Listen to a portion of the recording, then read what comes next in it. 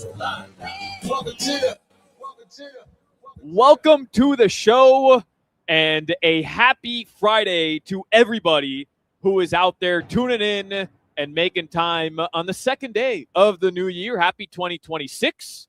We were live yesterday to recap one of the biggest victories in recent memory in Miami sports, and certainly Hurricanes football, Miami football in general. But for those of you who were off yesterday from work and you're back at work, happy to have you along for the ride. And I am happy to be joined by Josh Appel, who is to my left. And the view we have is one of the coolest views I've ever broadcasted from. We are live at Lone Depot Park, the site of the first ever Winter Classic in Miami, in South Florida. And I believe it'll be the first Winter Classic ever played in Florida, because the next one will be played up in Tampa tomorrow, right? No, so they're doing an outdoor game as part of the quote-unquote stadium series in February next month. That's right. In Tampa. They're playing, you may know, but week 18 of the NFL season, Panthers-Bucks, big game tomorrow. It'd be a little weird if they were also playing a hockey game at Raymond James Stadium. But, I mean, listen, Solana, I would imagine that this view beats the hell out of whatever view you have normally in the studio, looking at old bald Hoch and Crowder sitting across from you. Jimmy's a great view always, but I mean this one has to beat the Hoch and Crowder view. Let's see, we're live. We're streaming live on YouTube and Twitch. I've got this cool little nifty new camera set up here. Look, I'm going to show those of you watching on the stream. Look at this view right now. The lights are off at Lone Depot Park currently, but we've got I'm not even kidding. I don't know how Doug Plagans and the Florida Panthers got so lucky. This might be the best view out of any of the broadcast booths. We are sitting dead center ice here at Lone Depot Park, overlooking what honestly turned out better than I could have ever imagined. The NHL, the Florida Panthers, obviously the Rangers playing here today. They killed it with this setup today for part one of the Stadium Series and the Winter Classic. This is effing awesome, Appel. And we're going to get incredible weather tonight. Temperatures at puck drop right around 60 degrees. They're going to open the roof. They're going to open the left field panels. So at night, you're going to have a clear view of the Miami skyline. You're going to have that wintry feel. And for all the haters out there who are complaining about, oh, South Florida, this isn't the real Winter Classic. It should be up in the Northeast. They should be freezing their asses off in Buffalo in -7 degrees. Listen, this isn't even the warmest outdoor game in NHL history. There are two that have been warmer than what we're expecting tonight. So zip it up. Enjoy what this spectacle is going to be like. They've obviously already announced a sellout. This is going to be pretty damn cool here tonight. I've been meaning to tell you this for a while now. Appel and I hosted a show about 2 months ago. I don't remember exactly why. Hoch was off, Crowder was off. And it happened to be the day or the morning or the afternoon after the Panthers and the NHL had released their jerseys that they were going to wear in the Winter Classics. I remember telling you that the jersey I thought was cool, bringing back the leaping cat I thought was awesome. I just didn't love, for whatever reason, the color of the leaping cat. There was something about the jersey that I just didn't love. I didn't love the pants. I like to retract all of that. Maybe it's because I'm getting caught up in the moment here of just the enthusiasm of being able to witness something that, I don't think anybody could have imagined. I mean, the NHL bringing what really is like their Super Bowl outside of the Stanley Cup final, but this is like their thing. They do this every year, bringing it to Miami, outdoors in Miami. I mean, we have the skyline of the city that we're looking at. I don't know if I'm just getting caught up in the enthusiasm, but I saw you yesterday interviewing some of the players for some of the coverage that was happening before the game. I don't know if it was because I saw Norman Powell wearing an A.K. Greer jersey in the locker room at the Kaseya Center a couple nights ago, but I've been meaning to tell you, I was wrong about the jerseys. They work, and the Cats are going to look fine tonight out here. You have a lot of integrity for admitting that you're wrong. And here's the thing. I was in light agreement with you at the time, but there's something to be said about seeing the jerseys, the sweaters, all together in regular lighting in the flesh in person, as opposed to the fancy lighting of a uniform reveal on social media. And I'll tell you this, the Panthers, of course, as we all know, are an original 7 team, along with the New York Rangers. Right. This is even more special tonight because the Panthers and the Rangers, both original 7 teams. When the Panthers were playing in 1920 and 1930, and they were skating around here at Little Havana, this is what they were wearing. Very similar. And so it really was an incredible job in all aspects. I mean, they nailed the look for this. Just so everybody knows, we're going to have coverage of the Winter Classic today. I was with Doug Plagans earlier. He's jacked up. He's ready to go. And jacked. Yes, correct. He's ready to go. He will have your coverage tonight. I believe our pregame coverage begins at 7:30. Correct me if I'm wrong there. Jimmy back in the studio. But Puck Drop is going to be just after 8 p.m. Plagans, Billy Lindsay, they'll be on the call. K-Raj will be doing our studio work as well. I imagine K-Raj will be here today. I sure hope so. Yeah. And he shows up for the big games. He shows up in person for the big games. But, that broadcast is always excellent. But, Appel, you're going to be rinkside tonight as part of the Sports USA, the national broadcast as well. That's got to be, I mean, we're looking at this. To be rinkside tonight, you were showing me exactly the position you'd be on the rink down there. I mean, talk about being jacked up. Like that's got to be a bucket list job for you tonight. No doubt about it. So our broadcast on Sports USA, Steve Goldstein will do our play-by-play. Billy Jaffe will be on color, and then I'll be doing all of our intermission interviews and post-game interviews as well. And, I worked one of these outdoor games in Raleigh a few years ago between the Capitals and the Hurricanes, and that was an incredible experience to be a part of that, to be up close in that environment. And now to be able to do the same thing down here for the team that we've been following since we were kids, the Winter Classic, the 2-time Stanley Cup champions, against, again, a fellow Original 7 hockey team in the New York Rangers.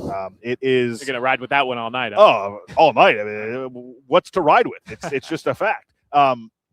It's truly an honor to be a part of just the coverage of this in general, because I know a lot of people don't get to do it.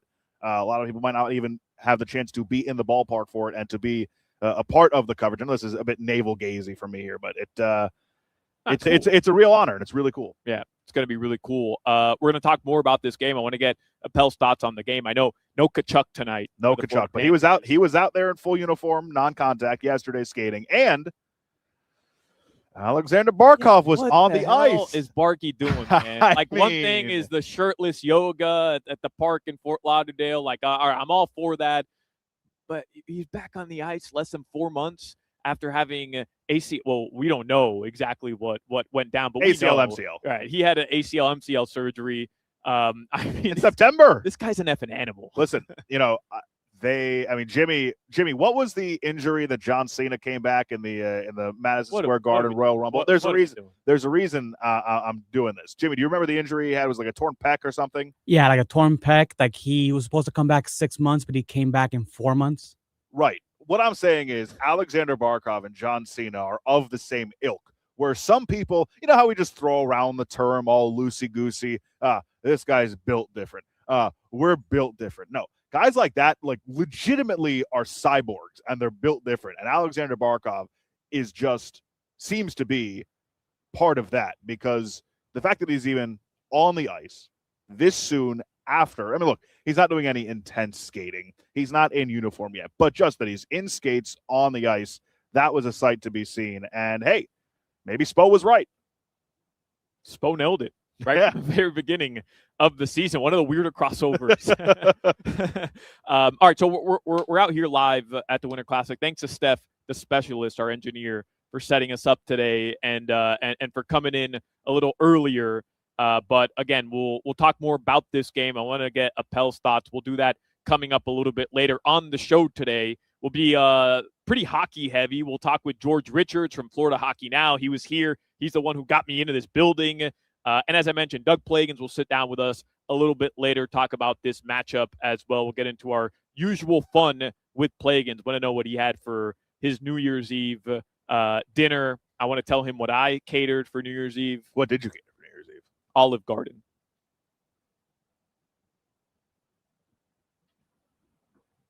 That's the way to go. Thank you, Jimmy. The breadsticks, I bet were amazing. But what are we doing? Yeah, I want to get into that. The Miami Dolphins have brought on Troy Aikman to assist Stephen Ross to search for the next general manager, which, goes against what I thought was the vibe I got after they beat the Buccaneers, which was, hey, man, Champ Kelly's going to be the general manager next year. So I want to talk to Appel about that as well. The Miami Heat had a big-time victory yesterday, probably the best win of the season yesterday, certainly best road win of the season over the Detroit Pistons. We'll get into that as well, but a lot to get to, and I'll start with what was, as we officially kind of get into headlines here, Appel, one of the greatest sport games I've ever watched last night. Look at this. Hold on. They just put the lights on. They're testing out. I want to show the streamers with a much better view because they had the lights off. Look at this, chat. Look at this. Look at this view of the ice. And honestly, just like in general, the setup is unbelievable. I mean, they had awesome. The site that's hosted the most Winter Classics is Fenway Park. It was at Wrigley Field last year. They've done it in Buffalo at Highmark Stadium. They've done it at the Big House at Michigan. They've done an outdoor game at the Shoe in Columbus. But really, I mean, what compares to Lone Depot Park in Miami? I mean, this is your stomping grounds. You were for several years the PA announcer in this building. Yeah, and never did I expect to see an event like this, because there's been football games here, there's been soccer games, World Baseball Classic had games, tennis as well. A couple of months ago, I believe they had some volleyball tournament as well. This is quite the scene. They have some beach chairs in the back, which it makes all the sense in the world. It looks like a little beach area. They've got where beach chairs, lifeguards. Thank you. They've got lifeguard setups as well. There's basketball court and like a little skate rink on the other side. Yeah. They wanted to have it as like a half and half winter feel and tropical island feel. Yeah, no, it makes all the sense in the world. Maybe this is something we can ask Plagans and George Richards what they think is going to happen. I don't know what time exactly the teams are getting here, but one of the big traditions for the Winter Classic and these Stadium Series games, what do the teams show up wearing as far as costumes go? And I've been trying to rack my brain to try and guess what the Panthers might show up in. I feel like the lifeguard shtick would be a little overdone. Are they going to come in Miami Vice suits? Like, what do we think they're going to show up to this building? All right. I like that. Well, Plagans has graced us with his presence. I can't wait to be locked into tonight's broadcast here on WQAM. All right, let's get into it, man. Yesterday was, without a doubt, one of the best games I've ever watched across sports. Ole Miss, Georgia. I was hoping for the Georgia rematch, or not rematch, but the Georgia game for Carson Beck. Yeah. Like I kind of described it yesterday. We were talking with Gino Torretta. John Michaels came on yesterday. He was jacked up as hell. I described it as like, this is the opportunity for the Canes to go on this dream run, exercise some of those demons, and just take out all the teams that kind of make sense in terms of this like dream-like storyline. You got to go through A&M. It is what it is. You piss off Notre Dame for beating them. And then you take down Ohio State. Now you're in the Fiesta Bowl. For Carson Beck to be able to go up against his former team and kind of slay that dragon, to me, was storybook stuff. Like the 30 for 30. They don't do those anymore. But like the doc that we'd watch 20 years from now would make it that much better. But the game yesterday, I forgot about that totally. And I'm saying this is it was the most fun I've had watching a college football game in a very long time, ruined by the officials at the very end. Ruined. They were doing exactly what they had to do. Get out of here. I mean, common sense, the broadcaster said it best. Common sense has to take over at one point, and every single time Ole Miss came out to celebrate, the referees ruined the moment. Hold on. Every single time. I couldn't believe it. It was like a sitcom. It was a sitcom. Ole Miss blew that at the end by not trying to recover the onside kick. The way that it was recovered gave that, they explained it on the air, because he recovered it on the ground, a second doesn't come off. So you say that they shouldn't have done a common sense. Georgia got to run another offensive play with a second left. Like that second mattered. But you're absolutely right. And it sets up a weird storyline that was already weird, but it gets even weirder with now rumors of the LSU staff that's going with Lane Kiffin now might not remain with Ole Miss for this semifinal game. And, you talk about Miami and their run through this. Obviously, A&M on the road, but then Ohio State. and you talk about exercising demons. I know Beck would have had the opportunity against Georgia. It almost reminds me in a sense of the Panthers run of the Cup final, having to go through the Lightning and slaying that dragon. And after you got through that, it's like, all right, like, we can do this. And if you're Miami, you don't want to look ahead, obviously, because all these teams can beat anybody at this point in the playoff. But you're setting up a matchup against Ole Miss at the Fiesta Bowl, talking about slaying a dragon. Yeah.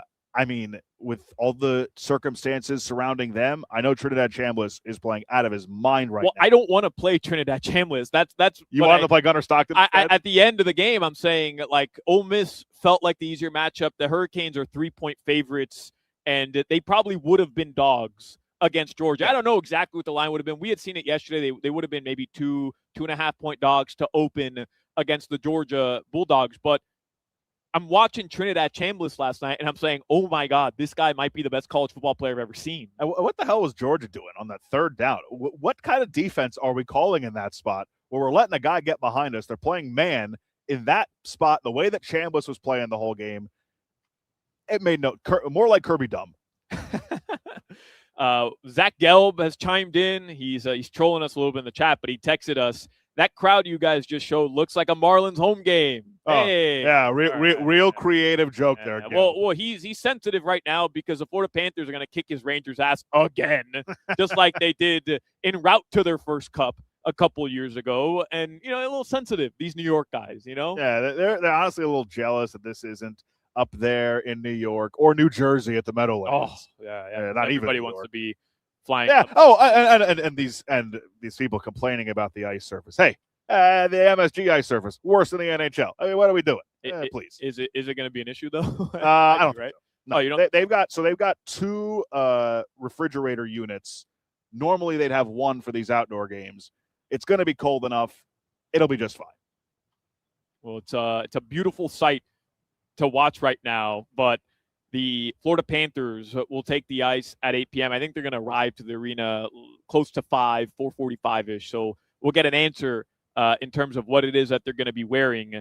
I mentioned the Miami Heat last night, and we'll do 15 minutes of Heat a little bit later, but the Miami Heat last night take down the Detroit Pistons on the road, Appel. And let me tell you something about this Jaime Jaquez Jr.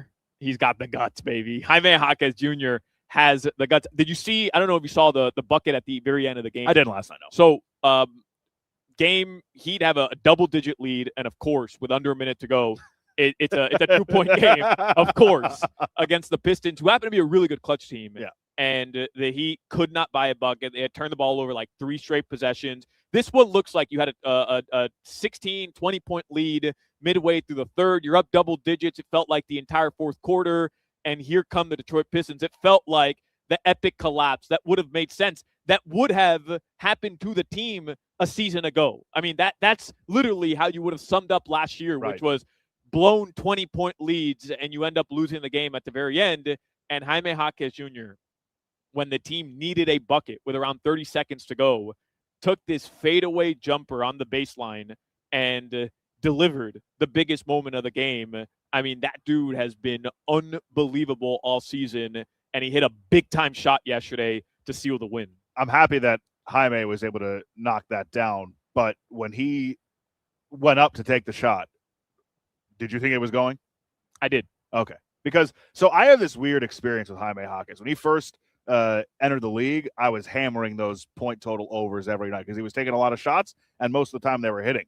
But when he has a cold night, it yeah, but it's looked different. I mean, last year, no joke, he was at times unplayable. That's and what I'm saying. it just didn't work last year. And the hope was, because he was always seen as like Jimmy Butler light. The guy, anytime Jimmy, and I'm going back to his rookie season, anytime Jimmy missed a game, which we all know happened a lot, that doesn't sound like taking some shots, Jaime would start. And Jaime, did a lot of the same things that Jimmy Butler does. Again, I'm not comparing the two players, but they had similar styles.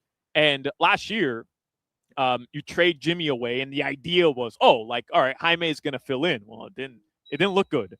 But this year, no joke, like he's right now leading in terms of 6th man of the year voting, and he should win it if he keeps up this pace. But bro, last night to watch him get down into the block and just take that fadeaway, no hesitation. The Heat needed a bucket, and Norm had been playing out of his mind, but he had a slow fourth quarter to knock that shot in. Just big cojones from Jaime. He's turning into the player that everybody thought he could be after that rookie season. He's taken an insane leap, for sure.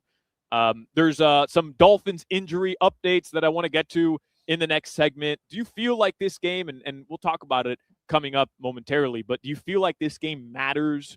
I know for the Patriots, they have a chance to lock up the 1 seed, so it looks like they're going to really go try to win this game. Drake May trying to win MVP. I mean, trying to win MVP, man. Like he's got something to really play for there as well.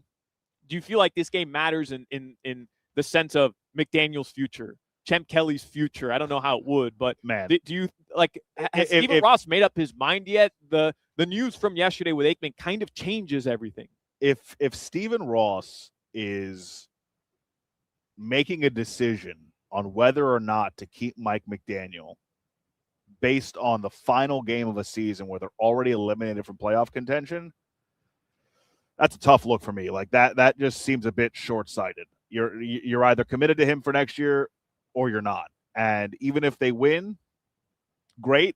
You spoil the 1 seed potentially for the Patriots, but outside of that, like this should not be the referendum on whether or not you keep him or not. It really shouldn't. And I hope that one way or the other, they've made that decision already, and they're not going to take into account the result on Sunday. Now, it might work in the opposite way, where they're leaning towards taking him or keeping him, and it goes so poorly that maybe it's like, all right, that is the final nail in the coffin. I can't imagine they eke out a win or they win in general, and that's enough to save his job. I mean, you know what he is at this point.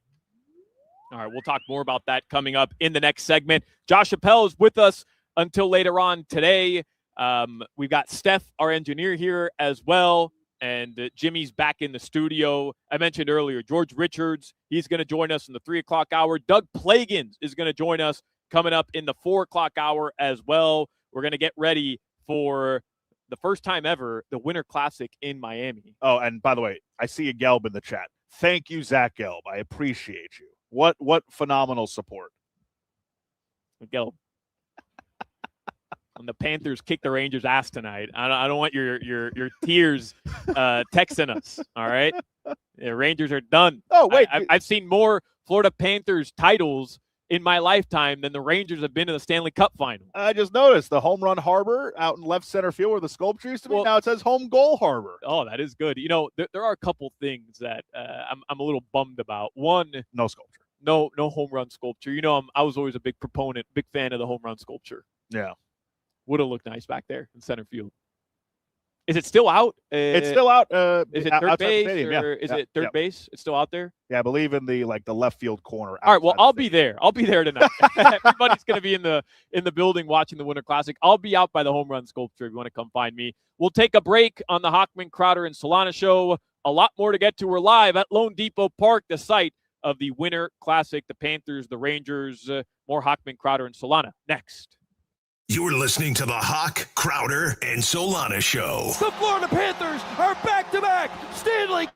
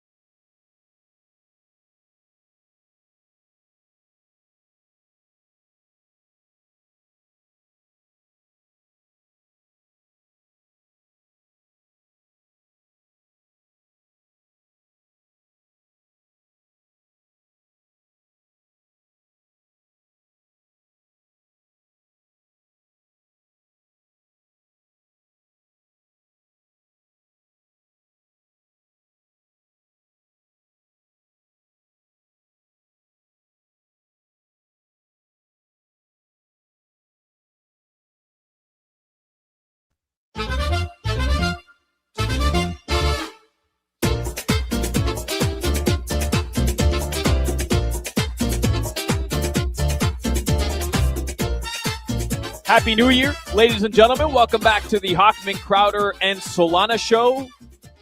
A special show today. No Hoch, no Crowder. That's why it's special. They're off. Be careful. Crowder had texted me earlier. He's been listening, so be careful with the shots that you take. But they're off today. They'll be back on Monday enjoying some time with the family. I know Hoch will be in the building tonight. We're broadcasting live from Lone Depot Park, not for Marlins game, but for Florida Panthers game. It is the Winter Classic here at Lone Depot Park. We've talked about it several times already, but the setup here at Lone Depot Park is unbelievable, and tonight's going to be a special night. Are you excited for Role Model? I am. I am very excited. Maybe you'll be Sally. Wow. You know the reference at all? Not at all. So that's the only song that I know by the guy. And basically he brings out a special guest for that song at all of his shows. And it's always like some kind of celebrity. And so I was just making the joke. Okay. I did not. Jokes are always the best when the person I'm telling it to doesn't get it. And then I should have ran that one by me before before the break. I didn't get that one in the pre-show rundown earlier today. So a lot going on, obviously. You have the Miami Hurricanes getting ready to play in the Fiesta Bowl. They're going to play Ole Miss. You have the Miami Heat, who have won 4 straight. The Florida Panthers are about to play in a spectacle here at Lone Depot Park. But we have the Miami Dolphins season finale coming up on Sunday, 4:25 p.m. kickoff in Foxborough against the New England Patriots. Patriots have something to play for. The Miami Dolphins do not. They're eliminated from the playoffs. We know that. But there's still a lot going on with the Miami Dolphins. Do you think they have a chance in that game? There's a lot of question marks in terms of status, health. Devon Achane, Jalen Water questionable. Jordan Brooks is going to give it a go. But do you think this team with Quinn Ewers quarterbacking them has the ability to go into Foxborough and beat a New England Patriots team that, again, has something to play for? A repeat of 19, when Ryan Fitzpatrick went in there, hit Mike Gesicki to but cost the Patriots the 1 seed. They had to then lose in the playoffs in that first round. Tom Brady threw the pick against the Titans. I'd like to say they do have a chance because of how the game went down here early in the season, but that was obviously so long ago. The motivations are different for each side. It's going to be cold up there. Are the guys in the Dolphins roster just trying to get through the game and get home, while the Patriots are obviously, Drake May's playing for an MVP. They're playing for the 1 seed. So I think there are those things you have to consider, not just like the on-the-field stuff.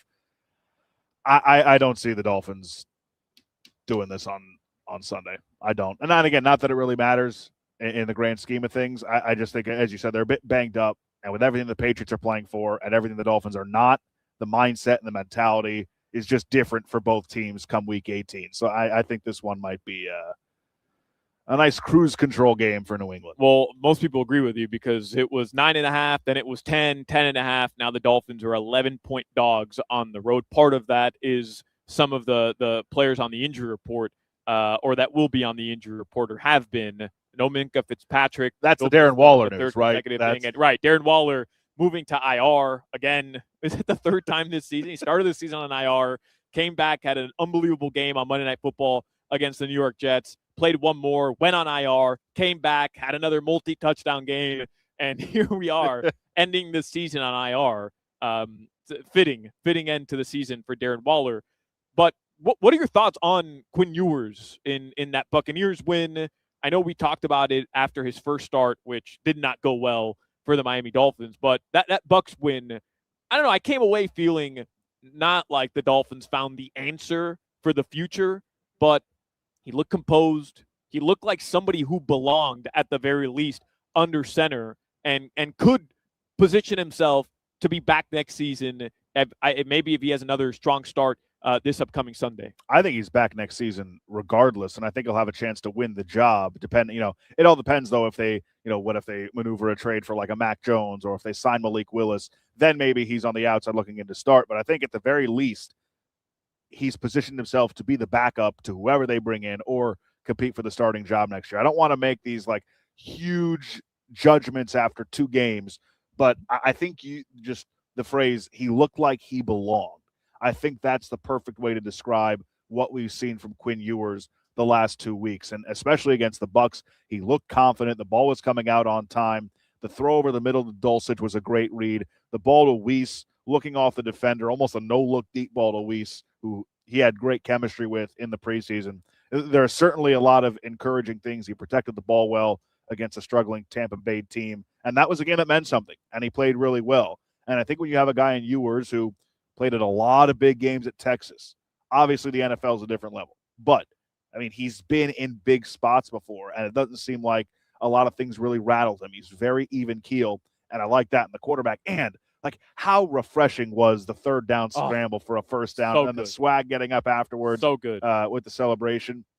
I really liked what I saw. He needed to do that, by the way, for sure. In that moment, if he threw for the first down, it would have been fine, and I don't think we would have felt drastically different. But the fact that he was able to show everybody, hey, I can put my head down and I can go get 5-8 yards, whatever it was, for a first down. I can use my feet, and I'm not afraid to take contact. Right. That for whatever reason, that play right there was huge. Can we definitively say benching Tua Tagovailoa was now the right decision? No ifs, ands, or buts about it. Yeah, I mean, I don't think it was like right or wrong. Like, it's clear where that relationship was heading, and if they wanted to get a look at Quinn Ewers and what he looked like, then yeah, it's the right decision. If you're moving on from Tua Tagovailoa after this, then yeah, it's the right decision.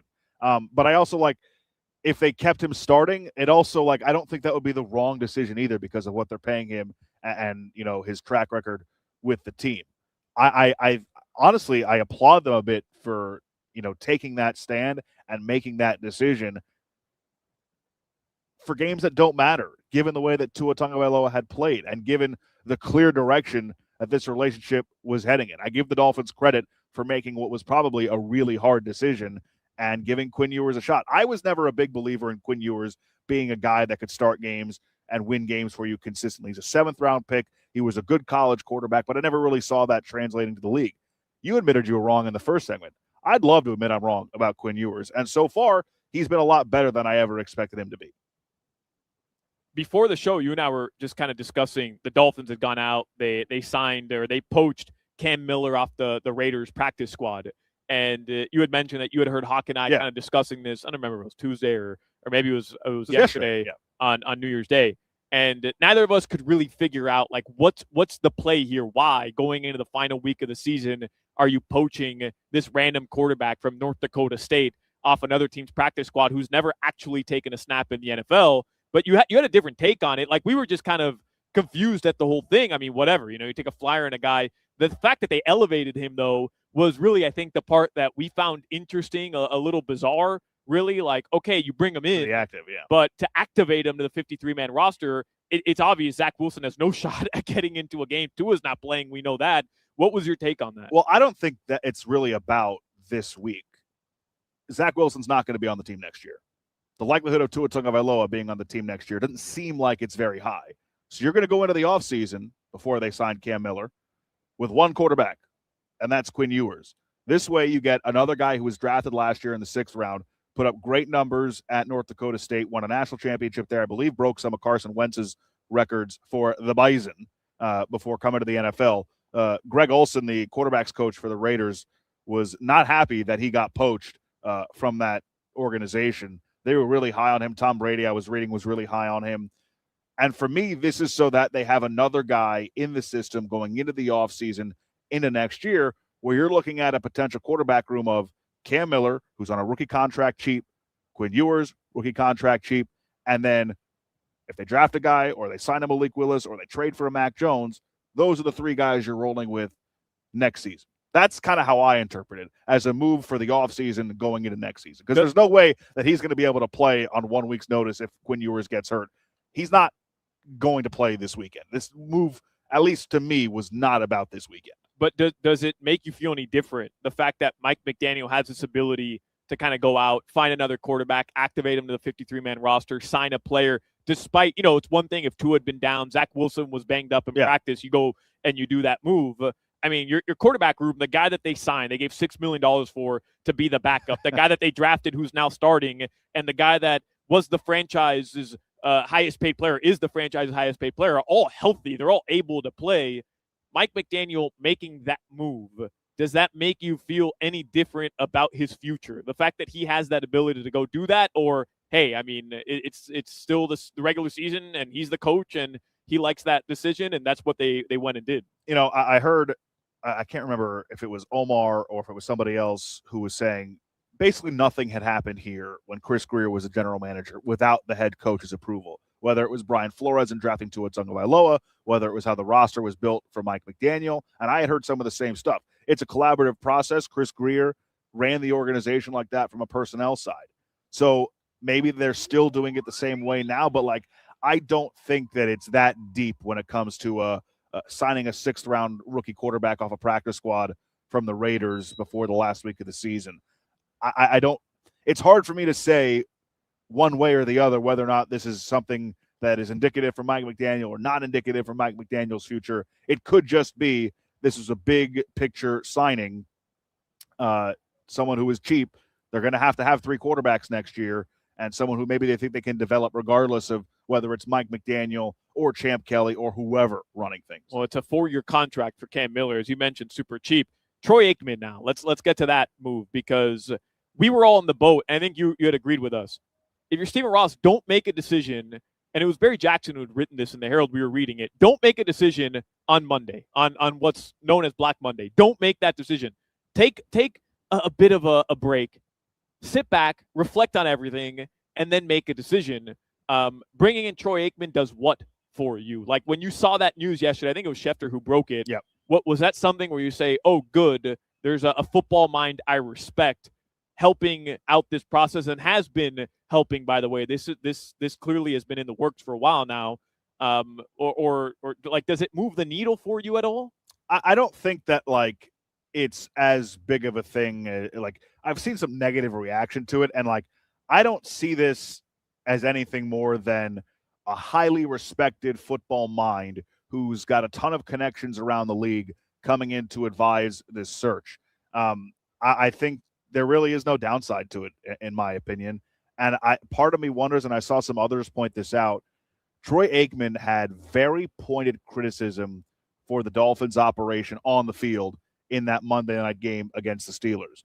And part of me, and I know there are others out there because it's been said, I wonder how much that has to do with what he said. If Stephen Ross was like, wait a second, that makes sense. And I want to hear more from this guy. And I want more of his input as we move forward with some pretty big decisions we have to make as an organization. It almost reminded me in a way of when Kirk Herbstreit lit up the University of Miami athletic program on College Game Day. And then all of a sudden things change and all this money's pouring in and the Canes are getting the resources they didn't have before. So part of me wonders if there was some of that aspect at play here. I think it could only be positive. Troy Aikman is highly respected, beloved around the league, and I don't see what the possible downside to this is. Now, I saw CK, I want to give credit here. I saw CK Parrott, that's his Twitter handle, Chris Kaufman from 3 Yards Per Carry, on Twitter talking about this. Brandon Shore, one of the Dolphins executives who's been here for a long time, seems to be heading up this process. And Chris was pointing out the Dolphins need to be careful in how they message this search publicly because it could come off like this is just a general manager in name only. If Brandon Shore is still the one overseeing everything and making these decisions. Obviously, none of us know what it'll entail when they do make the GM hire. If Brandon Shore is just going to be an executive above, but the general manager is still going to be the decision maker. That could still be the case, but I did raise some antennas for Chris Kaufman from 3 Yards Per Carry, who I think does a phenomenal job with his Dolphins coverage. Yeah, he does. Brandon Shore, people thought if Chris Grier was going to get fired, he would be the interim GM. Like Champ Kelly kind of came out of nowhere. Remember, Steve Ross hired him earlier in 2025. It was after last season he brought him in. I was under the impression he'd be the interim GM if that time came, and it ended up being Champ Kelly, which, by the way, I like somebody with a different perspective, almost like an outsider's perspective, who wasn't necessarily working side by side with Chris Grier for whatever the last couple years. It's going to be interesting. This move, though, in my opinion, makes me feel a little bit better in the sense of Stephen Ross approaching this the way I want him to, which is clean house. Like, it's time to start anew. And I'm cool. We've thrown out the Lamar Jackson scenario. We've thrown out the Joe Burrow scenarios. Again, I don't know how realistic those are. Money's going to make that tough. 100%. But if it's a possibility and he wants to go all in on something like that, again, I'm cool with that. But if not, again, highly unlikely, start completely new, clean the slate. And if that means next year kind of operating from a loss already, taking that one step back to try to just clean the books and put yourself in a better position moving forward, I'm cool with that because I don't want, and he called it the status quo last year, I don't want to fall back into that trap where you feel like, maybe the last, 6 to 8 weeks of this season was a little bit closer to putting us in a position to compete and we're not that far away. Like, I don't want to fall into that trap anymore, that rabbit hole, because we know the truth. This team's far away from competing. They're not only it'd be one thing if the Dolphins were they had a bunch of cap space and this was like they're finally gelling at the end and you could add to this. No, this is like the maxed out version of this roster with all the money that they've spent between Tyreek Hill and Jalen Ramsey and Bradley Chubb and Tua Tagovailoa and all these guys. Like, this is the end result of the previous rebuild. 2027 is the year. 2026, maybe they'll go 500 again or they'll be a pesky team. But 2027 is the year where they can really start to reset things. If Champ Kelly ends up being the guy, would you be okay with that? Because he's been a guy who's been interviewed for other GM jobs before, and he's been a popular name around the league. I told Hoch this on Monday. Just vibes. Just pure vibes. I thought he's high-fiving everybody. He's dapping up everybody on the sideline. Clearly, he has some camaraderie with the players inside that locker room. He looks the part, in my opinion. Just the vibe he comes looks off good with. in a sport coat. I thought for sure Stephen Ross was just going to announce him as the next general manager. Again, I think context matters here. He hired him last year. He almost hired him to kind of oversee the entire front office and what was going on. And he could have gone with somebody who had been there and was closer to Chris Greer, understood the inner workings of the organization. Instead, went with somebody who was an outside hire to kind of oversee the end of this season. He has experience as an interim GM. I just don't know. I don't know enough about the guy. He really hasn't done anything. It would be funny if they hire Troy Aikman to come on and advise a search, and this wide-ranging search, and they brought in Troy Aikman, and the end result is just, we're going to keep Champ. It would be the most Stephen Ross thing. Which, ever. Again, I don't think that necessarily is a bad decision if that's what happens. I just think the optics of it are really funny. And taking a step back for a second, Stephen Ross loves a name as an advisor. He does. Think back to the Bullygate committee. I forget what the committee was actually called, but he had Tony Dungy and a couple of other big names from the NFL on it. Now we're bringing Troy Aikman in to advise on the GM search. Stephen Ross loves a name advisor. Loves a name, period. Just loves a name. Yeah. Josh Appel, Solana, we're taking you up until 6 p.m. Still a lot to get to on the Hochman, Crowder, and Solana show. Again, we are live from Lone Depot Park. We've got the Florida Panthers and the New York Rangers. Puck drops at 8. Doug Plagans, Billy Lindsay, they'll be on the call in this very radio booth overlooking one of the coolest setups I've ever seen with my own eyes. It's an absolute vibe out here at Lone Depot Park, the site of the Winter Classic. More Hochman, Crowder, and Solana next. You're listening to the Hoch, Crowder, and Solana Show. The Florida Panthers are back-to-back Stanley Cup champions. Week 18.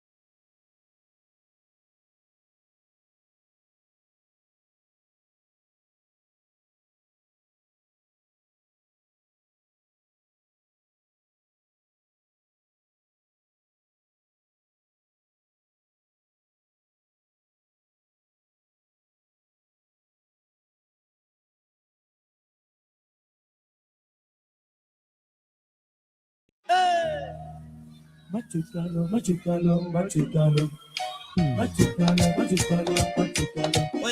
Machucalo, machucalo, machucalo. Tá cruzal, tá cruzal, tá cruzal, tá cruzal, tá cruzal, tá cruzal, tá cruzal, tá cruzal, tá cruzal, tá cruzal, tá cruzal. Jimmy pandering to me with the music. A little Kuliki Taka on this Friday show, live from Lone Depot Park. It's the 3 o'clock hour of the Hochman, Crowder, and Solana show. Welcome in, everybody. Happy New Year. Again, this is probably the last show. We'll still be wishing people a Happy New Year. Oh, what'd you get? You got a little tendies and fries. Tendies and fries. The media food is already out. Do a live test. Go ahead. Yeah, let's see. Bring that closer. Bring that closer to the camera over here. We're live on YouTube and Twitch as we always are. Look at that tendy. That's I'm going to leave the mic here so you can hear the crunch just in case. All right, let's hear it. Oh, that breading is spectacular. That's double fried, 100%. That's really good. You know what they say, right? They fry it twice. It's healthier. So true. I heard the same thing. That is very true. I will have to. Yeah, you like that, huh, Jimmy? I brought 4. Have one. No, it's all right. Sorry, I'm a broadcaster. I don't eat while what are you talking about? While I'm on the air. It's a live food review. All right, just one fry then. I mean, okay, one fry. Deliver that to the Citadel. That was a good crunch. Don't exaggerate your ums. It's an okay fry. You know, a waffle fry at an arena, at a stadium with chicken tenders, easily like Hall of Fame stadium meal, right? We're obviously grading on a curve here because the stadium food category is a completely different category on its own. Right. These on the stadium food scale, very good. I'm going to say 7.2. A 7.2. All right. Yeah, I'm with that. I'd probably go a little higher just because I'm starving. But a 7.2, a 7.2 is solid. Did you see the food offerings that they're going to have at the arena today for anybody that's coming out to this game? Did not. We're at Lone Depot Park, side of the Winter Classic. If you're just joining us, Hoch and Crowder are off. Josh Appel is with me for the next at least hour, maybe a little bit longer than that. Appel will be ringside tonight on the national broadcast. Doug Plagans will be live right here on FM 104.3 WQAM for the call of tonight's game. Let me see if I can look up what was sent to us. Hoch and I went through it a couple days ago, but I'll see if I can. I see you typing FLAN into your search. Does that mean that they're going to have Flanagans here today? No Flanagans. Oh, okay. Was it no like flan like the dessert? No Flanagans, but they're going to have. I wanted to read it. I'll try to find it here. They're going to have. That's the media schedule. You know, affogato. You ever had an affogato? No. So it's an Italian. I don't even know you call it a dessert, but basically it's like an espresso, and they put ice cream or gelato into the espresso. Say no more. And it is unbelievable. They're going to have a flan fogato. Wow. Flan fogato tonight. Man, where is this? Whatever, I'll find it. We'll go through it in the next segment. But some of the food offerings are going to be insane out here, and that happens to be one of them. But Hall of Fame stadium food, like you're at a ball game, you're you're just watching a game, whether it's at a football game, baseball game, whatever. You're at a stadium, at an arena, chicken tenders and fries. For sure. Easily up there, right? Yeah, I mean, that is the tried and true, always good for the most part. Some are better than others, but it is always the go-to for me. I don't want to mess around with a burger. That's too much.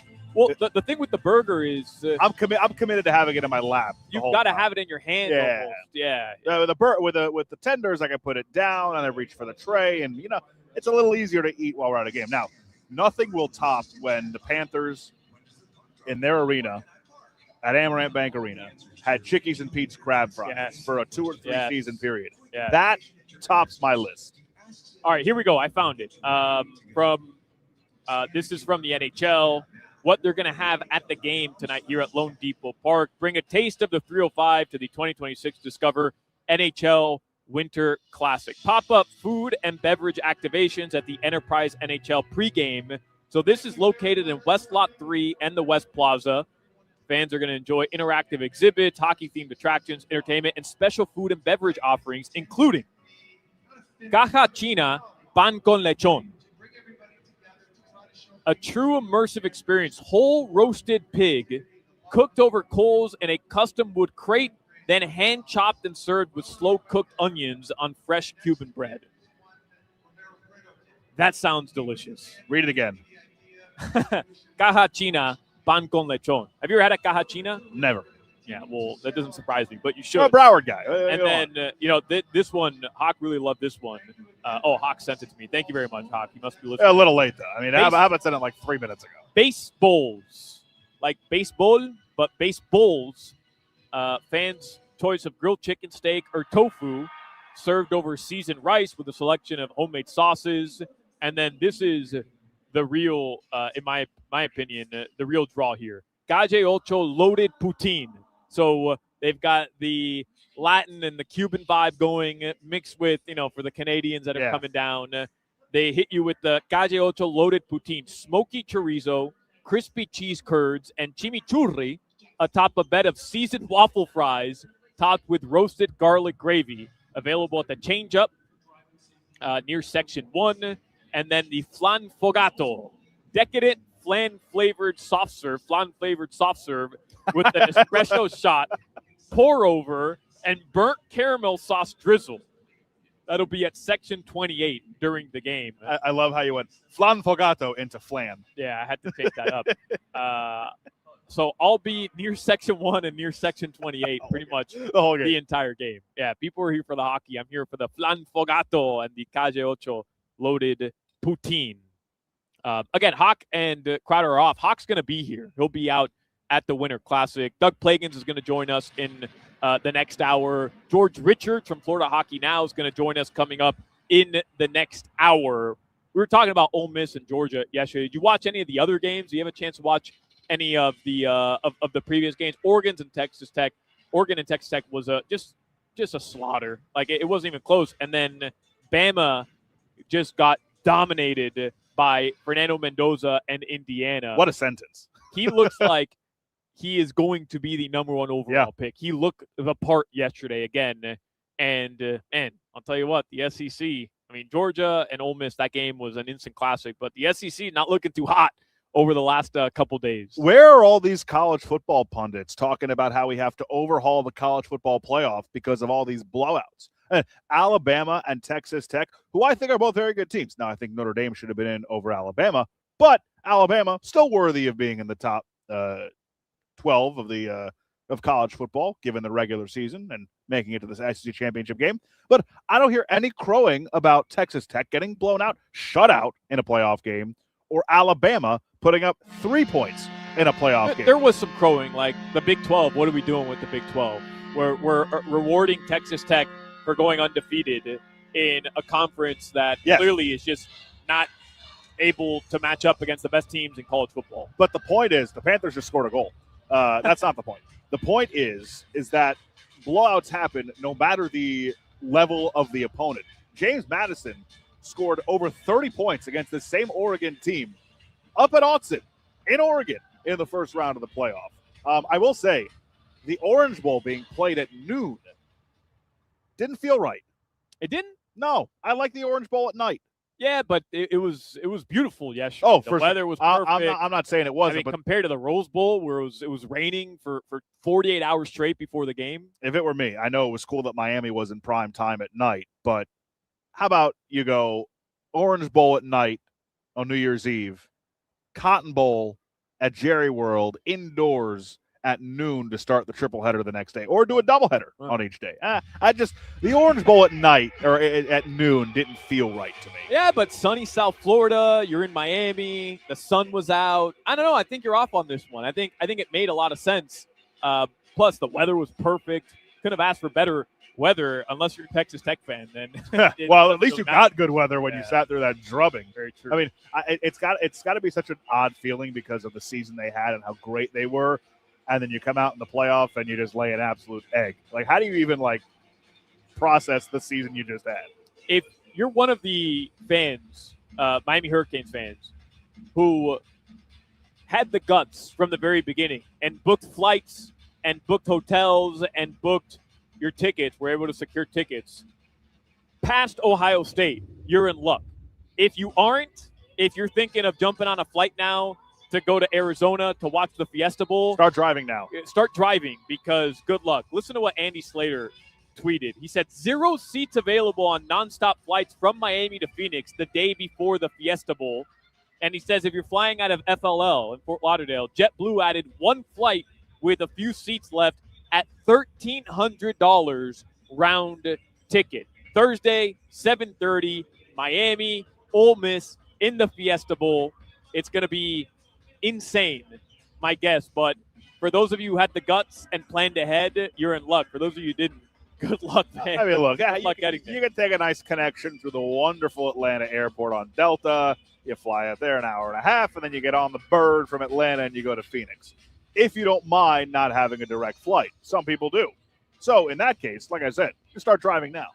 Crazy though, man, right? Miami playing meaningful football. They're 1 win away. 1 win, Appel, from getting to the college football playoff natty, which is going to be played in Miami. I mean, Cristobal wins that game.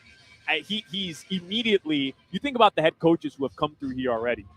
He wins that game, and he's being talked about. I'm not saying as the greatest head coach in Canes history, but he's in that conversation. Well, he's got to win a national championship. Right, but I'm saying, I mean, in Miami, to do it the way he's done it, he's immediately catapulted into that conversation. The thing that I'm rooting for is an IU Miami national championship. Columbus's Fernando Mendoza against Columbus's Mario Cristobal. Is that your dream matchup? Because I still like. I don't think Miami wins that game. I think they have a better chance to beat Oregon. Really? Yeah. You think Indiana is that good? Yes. They blow everybody out, and they just thumped Alabama. They beat Ohio State in essentially the same manner that Miami did. They're both really good up front, and it all just comes down to quarterback play when all things are even. And I give the nod to Fernando Mendoza. But you can't overlook Trinidad and Ole Miss. I mean, the Canes are favored in that game. It's going to be tough regardless of the coaching situation. That might give Miami a leg up, but it's still going to be an incredibly difficult game. I do wonder, though, like, at what point for Miami does this become, all right, like, everything from here on out is gravy? Like, you just went to College Station and took down Texas A&M. You just beat Ohio State, the defending national champion, who was number 1 in the country all the way until they lost by 3 in the Big Ten title game to Indiana, and you beat them by 10. At what point does this become gravy? And at what point are they playing with house money? Not in the sense that, like, all right, like, we're here and we're happy to be here, but, like, this is a roaring success of a season right now. But I think it was gravy after you beat A&M. You got in. Okay. You beat A&M. You won your college football playoff game. You proved the doubters wrong that not only did you belong there, but you could go on the road and win a really tough game against an SEC opponent. And to beat Ohio State, I mean, well, it's like to beat Ohio State, shake off the rust or the demons of that 2003 blown call by Terry Porter. Like, to me, it's already gravy. Right, and part of me wonders, like, does the semifinal game feel less big than the quarterfinal game against Ohio State? I thought with the Georgia storyline, it maybe would have felt bigger, but it doesn't with Ole Miss. And by the way, I think you got to win this game, man, because to play for a natty in Miami, because it's in your Miami, home stadium. Yep. I mean, in your home stadium, especially when you're on basically like on the outside looking in, you felt of the college football playoff. Man, the committee has to feel good right now, by the way, right? Oh, my God. They are. Well, I would say they're vindicated for sure with the Miami decision. The Alabama one. The Alabama one, absolutely. Now, I know they went on the road and beat Oklahoma, but Oklahoma is about on the same tier as Alabama is. Notre Dame is better than Alabama, and I feel like could have given Indiana.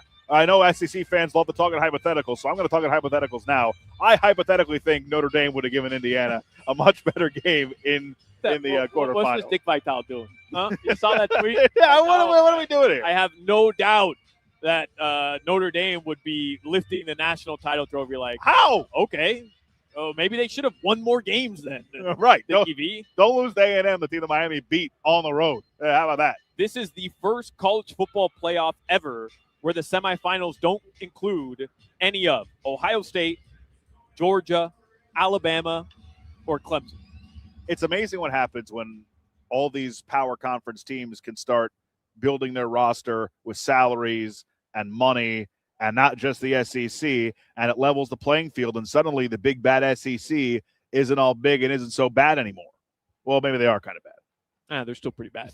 Ole Miss scared the hell out No, of me I'm just saying, like, we're looking at some of these SEC teams in the college football playoff and in some of these bowl games. Like Tennessee and Missouri did not beat a team with a winning record all season long, and those two programs were ranked consistently all year to bolster these resumes of other SEC teams in the college football playoff rankings. And my point is, yes, the Big Ten and the SEC are still the kings as far as conferences go in college football. The playing field is so much more even now. It's so much more even. The gap has shrunk considerably. Barry Jackson tweets out, got clarity, Dolphins quarterback, their new quarterback, Cam Miller, signed with the Dolphins through 2026. He was shocked to be poached, but very happy to be here. Just a quick look at headlines, by the way. The Miami Heat are back at home tomorrow. Big-time win yesterday against the Detroit Pistons.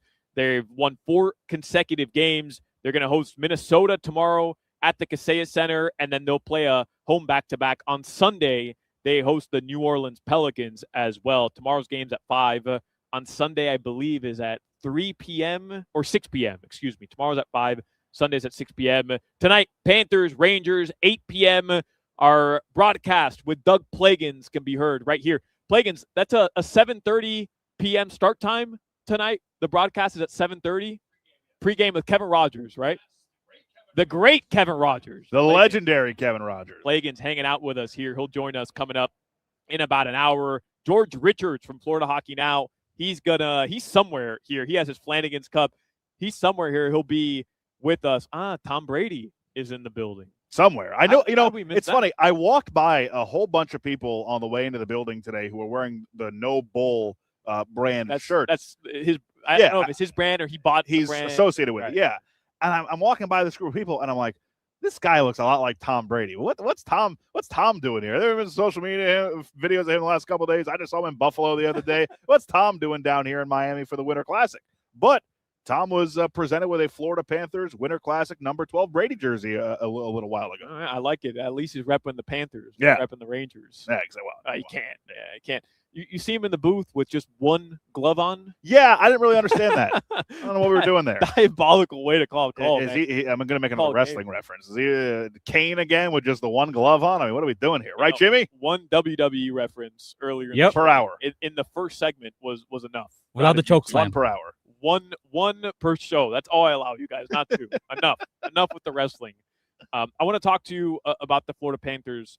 We'll do that with George Richards coming up. But overall, when we had you on at the arena, I'd say maybe 3 weeks ago, where they were playing a home game against Toronto. And we were kind of chatting and saying, at what point do the Panthers say, okay, enough's enough? We're just not going to be able to recover.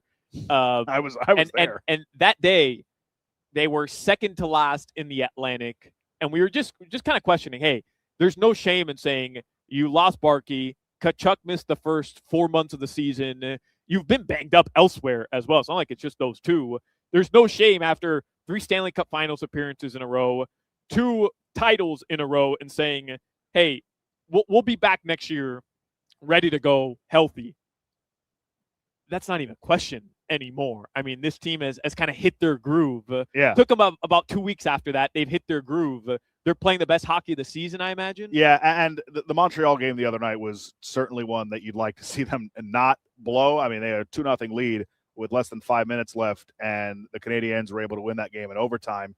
And now the Panthers fall out of a playoff spot well, I see behind the Solana's Buffalo Sabres, who have won 10 games in a row. 10 in a row. And the Buffalo Sabres, get Pizzola on the phone. All I know is that I asked Pizzola if he was all in on, or if he was buying the Buffalo Sabres. I was mocked. I was belittled by Pizzola, by Hoch, by Crowder, and had Pizzola, Hoch, and Crowder bet money line on the Sabres, every day since then, they'd be a lot richer men. That's all I'll say. I was in on the Buffalo Sabres before anybody else, and now they've rattled off 10 straight wins. And they are in the final playoff spot in the Eastern Conference. The Panthers 1 point behind the Sabres. They played the same amount of games. The Rangers in second to last in the Eastern Conference. But it just goes to show you, at this point in the season, obviously things start to figure themselves out. But I kind of begrudge myself for falling into this. There's too much talent on this Panthers team, and there's a lot of talent around the league. You go on one of these runs, you win 7 out of 9, 8 out of 10, or in the Sabres case, you win 10 in a row. You go from bottom of the East right into a playoff spot. And so there's still plenty of things to figure out. And Paul Maurice said this yesterday or the day before. The Panthers are getting a lot healthier. And it's going to be like they're going to make a ton of trades before the trade deadline without actually having to give up any pieces that are currently on the roster, which is a huge morale boost, not just to get the guys back, but to not lose anybody either. Matthew Tkachuk's return is imminent. We're going to see Cole Schwinn, Dmitry Kulikov, and Thomas Nosek, and potentially Alexander Barkov here before the end of the season at some point. Not sure on the timeline of those guys, but definitely after the Olympics. Tkachuk likely back. This is my conjecture. I would imagine in the next week or so, he'll be back playing in games for the Panthers. It's going to have a completely different feel, and we said before the season, this team just has to tread water and be able to get to this point, the new year, the Winter Classic, the Olympics, and just be in it. And they are in it, and they're about to get a ton of reinforcements, maybe the best possible one in Matthew Tkachuk until Barkov comes back. Would have been so sweet if he could play tonight. Yeah. That guy wants to play, right? Oh, he for sure. Ice. For sure, but at the same time, like with his injury issues the last couple of seasons, not worth it. You don't want this surface. Not that it's bad per se, but you never know. It's not a regular ice surface they play on. You don't want something to go wrong here and then have to reset that whole timeline. So they're playing it safe because as amazing as this spectacle is going to be today, bigger picture goals here for this Florida Panther team. One more quick note before we take a break. George Richards will join us in the next segment. I actually see him walking over here right now. Tyler Hero, his Flanagan's cup?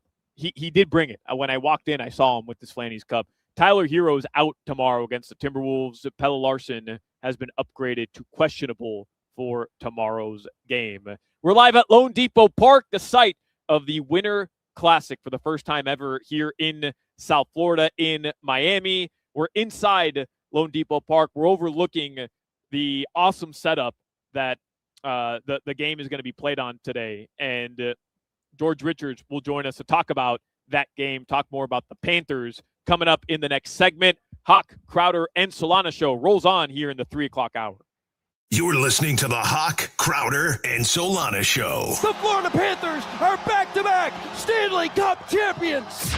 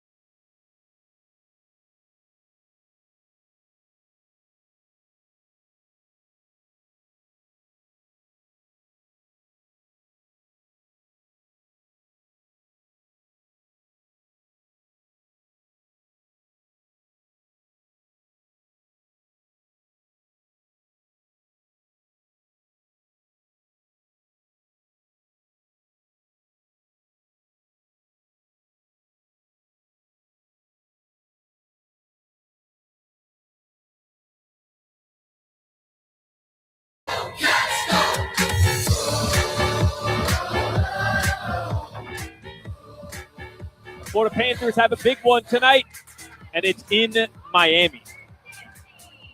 It's been a while since the Cats played here in Miami. And for the first time ever, I would imagine, in Little Havana, we're live from the Lone Depot Park. The Florida Panthers will play the Rangers. Our broadcast begins tonight at 7:30 p.m. K-Raj will get you ready with the pregame show, and then Doug Plagans, Billy Lindsay will be on the call. And joining us now is our friend, George Richards. You know him on this show as GR. Most people know me as GR. I like the idea of Hoch driving down to Miami and just turning around and saying, I can't. I can't. That's not going to work. I can't be in the same building as this. Read George's coverage, FloridaHockeyNow.com. He's been covering the Florida Panthers for a very, very long time. Did you ever think, George, that this would be possible? I mean, we've talked so much about the Cats, the run over the past, whatever it's been now, 4 or 5 years, 3 consecutive Stanley Cup finals. They've won 2 straight. You had a Game 7 at the Emirates Bank Arena, all that stuff we've talked about. But this right here, the idea that the NHL would be so in tune with the Panthers that they'd actually put a Winter Classic outdoors in Miami. Like, what does it mean for the state of hockey in South Florida, but for this organization as well? Yeah, it's huge. I mean, and Josh knows I've been selling this since, 2010? I was going to ask you, for you to come to fruition. I wrote in the Miami Herald in 2010, hey, is the Winter Classic getting a little stale? Because this was before they could use football stadiums. They were only using ballparks. How many ballparks could you use? I was like, hey, they're building one at the Orange Bowl with a retractable roof. Let's do it. Every year I asked Gary Bettman to the point where it was a running joke, where if we were in a press conference with Gary Bettman and I raised my hand, George, we're not playing at Marlins Park. Do you have anything else? No, that was it. Until it started to, quote unquote, warm up. And you've got to thank the Tampa Bay Lightning, because they actually kind of got that ball rolling in 2018. Tampa had the All-Star game. The NHL's heading to the airport, and all of a sudden, all the billboards light up. Hey, NHL, thanks for the All-Star game, but next time, let's go outside or think outside the box. They started talking. Bill Zito, the Tampa Bay Lightning, get together, say, hey, Gary, come on, hook the brother up. We both need this. And now now the NHL goes, hey, let's just do it in both places. We were going to do it in Tampa. We got Miami. We got the ballpark with the roof. Let's do it there too. Do you hear how humble he's being? Very. I interpreted that as George being the catalyst for this happening, because you're the one who put it on the radar. They knew. But when I did, it was just dismissed like there is no way. But I talked to Graham. He's the ice guy for the Panthers. Graham. And I talked to Graham 15 years ago, and he goes, you know what? With a roof, you could do it. The way that the ice is being made, yeah, I think you could do it under the right conditions like we've got now. Who did the NHL bribe to get a cold front to come through? Because the weather's going to be spectacular. It's not raining. That was the big thing. Yeah. Humidity and rain. This would be an indoor-outdoor game if it was raining, but there's 0% chance of rain. There's no humidity. It's going to be absolutely spectacular here at the ballpark. And for all the haters who are saying it's an indoor Winter Classic, when this place opens up, it's a completely different place. Right now, it looks like we're in the middle of a airplane hangar, right? Yeah. This could be the ballpark in Phoenix or Milwaukee. But when this thing opens up, I was talking to the manager of the Atlanta Braves earlier this season. He had never seen the roof open before the Braves were here back in March, April, whatever it was. He goes, my God, this place is beautiful. Feels different. He goes, before he'd only seen it closed. This place looks like an aircraft hangar. When it's open, it's an outdoor ballpark. It's a convertible, whatever you want to call it. And, you mentioned the ice conditions. I was talking to one of the Zamboni guys yesterday. I wonder if it was Graham. I don't know if it was or not. But he was saying that the ice quality is about what they would see at Emirates Bank Arena. Obviously, that was with the roof closed, but they tested this out on Tuesday night. Temperature was right around 60 degrees, and it went so well. They were like, you know what? We got 2 hours with the roof open, and everything seems to be going smoothly. We got what we wanted. And they built the ice a little thicker. An inch. For you technical fans out there. They're using two refrigeration systems. Refrigeration systems. They use the water from the pitcher's mound. I didn't know if you knew that. They built it thicker, so in case it starts to melt, it's easier to take water off. Wow. Not add, off. without messing up the ice. And we heard from Paul Maurice yesterday. I think the ice conditions for the team skates yesterday drew universal approval except for Rangers forward Will Cooley. I think he was the only person to say something negative about the ice yesterday. Who plays at Madison Square Garden, which universally has the worst ice in the National Hot Dog League. For a Ranger player to say anything bad about anybody else's ice, go play in the snow. You could hear Will Cooley's comments on the pregame show at Sports USA when you're in commercial break of QA. With Steve Goldstein. Yes. Goldie, will be on the call there. Josh Appel will be rink side for the national call. I'm fascinated by all that. I didn't realize it built the ice a little bit thicker and just in case it starts to melt, but they're not expecting it to. Well, this would be, if the temperature is what it's scheduled or forecasted to be at puck drop, it'll be the third warmest outdoor game in league history. Back in 2016, it was 65 degrees in Denver for Avs and Red Wings. And then in 2014, they played at Dodger Stadium, Ducks and Kings. They were really worried about it. I remember watching it at the time. 62 degrees at puck drop in that one. So we're not even in the warmest area. Right. Who would have thought? Miami does not have the warmest outdoor ice hockey game in NHL. Well, I'll tell you what. All right, we got an ice rink, and George Richards brought his Flanagan's Cup. I mean, we're playing hockey today, ladies and gentlemen. We're playing hockey. It's the same Flanagan's Cup I left here for Marlins season. It's great. I got a great hiding spot, Josh, if you ever need one here at Marlins Park. Lone, small L, Depot, small P Park. Okay, come on. Trademark awaits.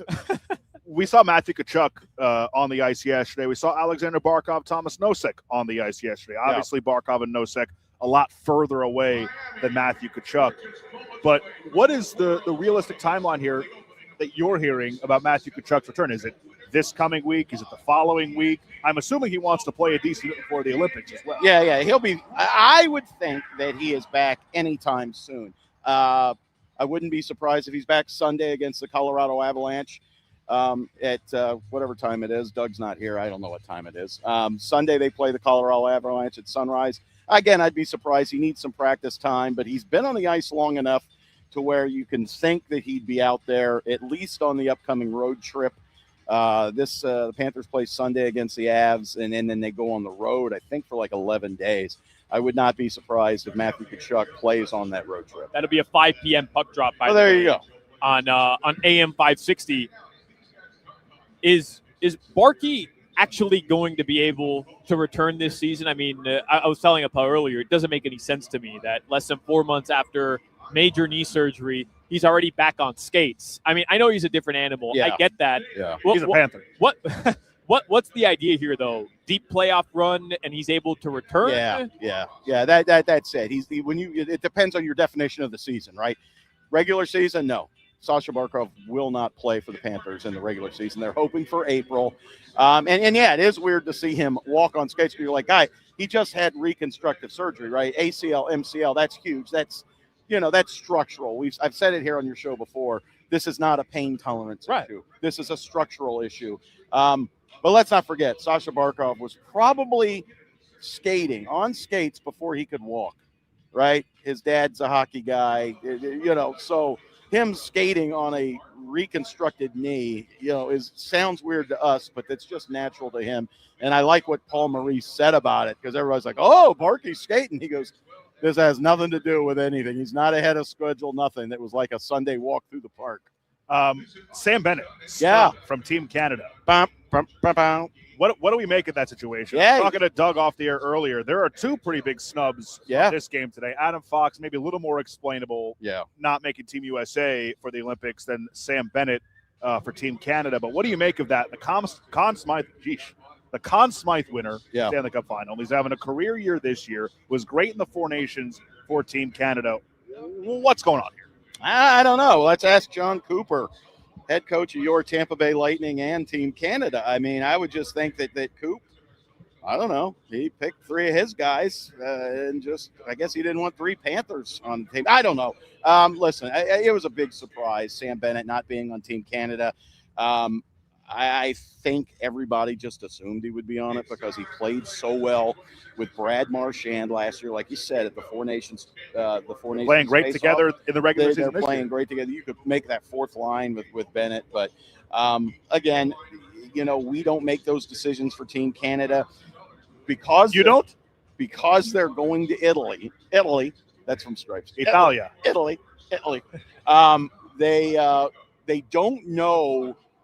Like, they need to get guys that can play different roles, because if a couple guys go down, there's nobody's flying to Italy to replace them. So I think they were looking for more guys with different skill sets, but who has more skill sets than Sam Bennett? Yeah. He can play the wing. He can play center. He could be your first line center. You don't want him to be, but he's at least your second line.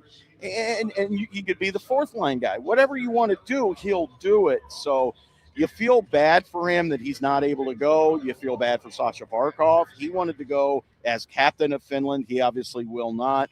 But, it's one of those things. They would have had 11 players playing in the Olympics had Bennett been selected and Barkov been healthy. And had Russia had a team, you might have had at least 13. one goalie. Yeah. What's the deal with the ice in Italy? I'm just basing this off of random tweets that I've seen, that apparently it's not as it's not built to the standard that NHL players want it to be. Is there any truth to that? This rink might be the ice here at Marlins Park might be better than the ice they play on. Well, it's a size thing too. How's that possible? It is a smaller rink. But how's that possible? They screwed up. They didn't really check it, and I don't think that they knew any better, because usually in international play you have bigger ice. Right. You have it's called international ice. It's much it's more wide open, a lot more room. And this year the NHL said, yes, we will go, but you have to go by we want to play on our ice. And somehow wires got crossed. The way the arena was designed, the ice is just a little bit too small. And the arena's not finished yet. That's the other thing that people are worried. Is this arena even going to be ready? So, hey, the Marlins aren't playing here till March. Let's just bring it over. Bring it over. Move the World Junior, the World Baseball Classic to Tampa, and then we're good to go. All right, yeah, I like that. Play the Olympics here. Bring the Olympics to Little Havana. George, before we let you go, Happy New Year first and foremost. Well, thank you. Happy New Year. You are known for always having your Flanagan's Cup. Did you go to Flanagan's for New Year's Eve? I need to know what you did for New Year's Eve. Boy, let me tell you something. It was a party. I had to work. I worked for the Orange Bowl. Yes. Oh, you were there? Yeah, and I had like a 6 a.m. Call time at Hard Rock Stadium. So how do you feel about a noon kick at the Orange Bowl? It was weird. It was really weird. Appel was taking issue with it, but I thought because the weather was so spectacular, just kind of makes it was nice. I'm not saying it wasn't nice, just weird feeling. But it was weird. You had two weird teams, Texas Tech and Oregon had never played in the Orange Bowl before, so that was odd. The time was odd. And I had to be there at 6 a.m. So I rang New Year's in by being asleep. I watched the end of the Canes game. I watched the post-game show on ESPN with Van Pelt, and I was out. So, no, did not go anywhere for New Year's. How about the Hurricanes putting together a magical little run? How about those Hurricanes, eh? Yeah. We're not talking about Carolina either. Magical run for the Hurricanes. It's just an unbelievable turn of events for them.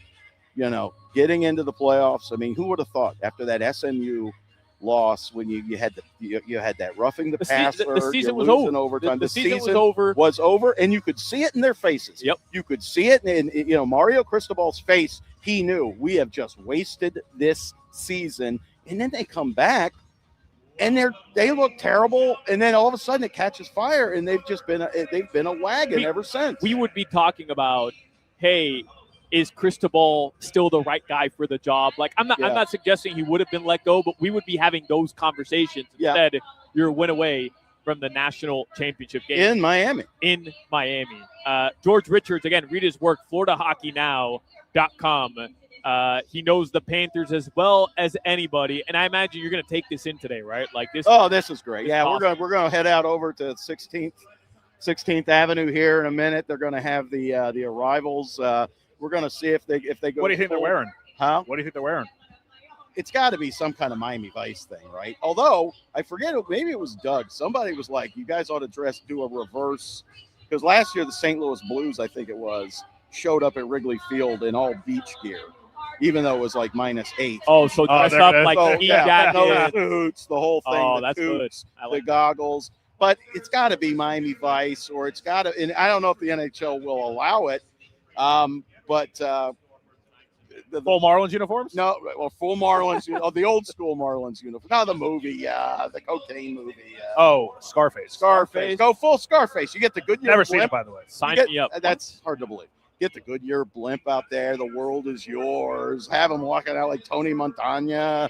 Oh man, Sign me up for that. that'd be great. Love So that. yeah, it'll be interesting. I mean, that's one thing the NHL does very good. We see,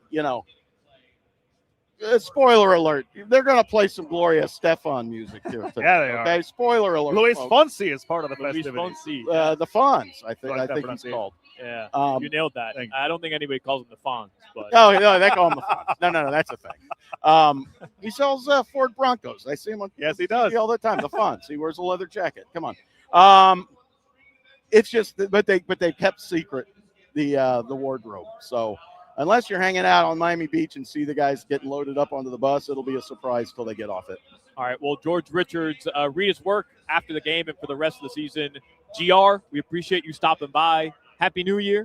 Happy New Year, everybody. Sure. We'll talk throughout the rest of the season. We'll take a break live from Lone Depot Park. Appel Solana take you up until 6 p.m. Thanks again to George Richards. More Hochman, Crowder, and Solana show after this. You're listening to the Hoch, Crowder, and Solana Show. The Florida Panthers are back-to-back Stanley Cup champions.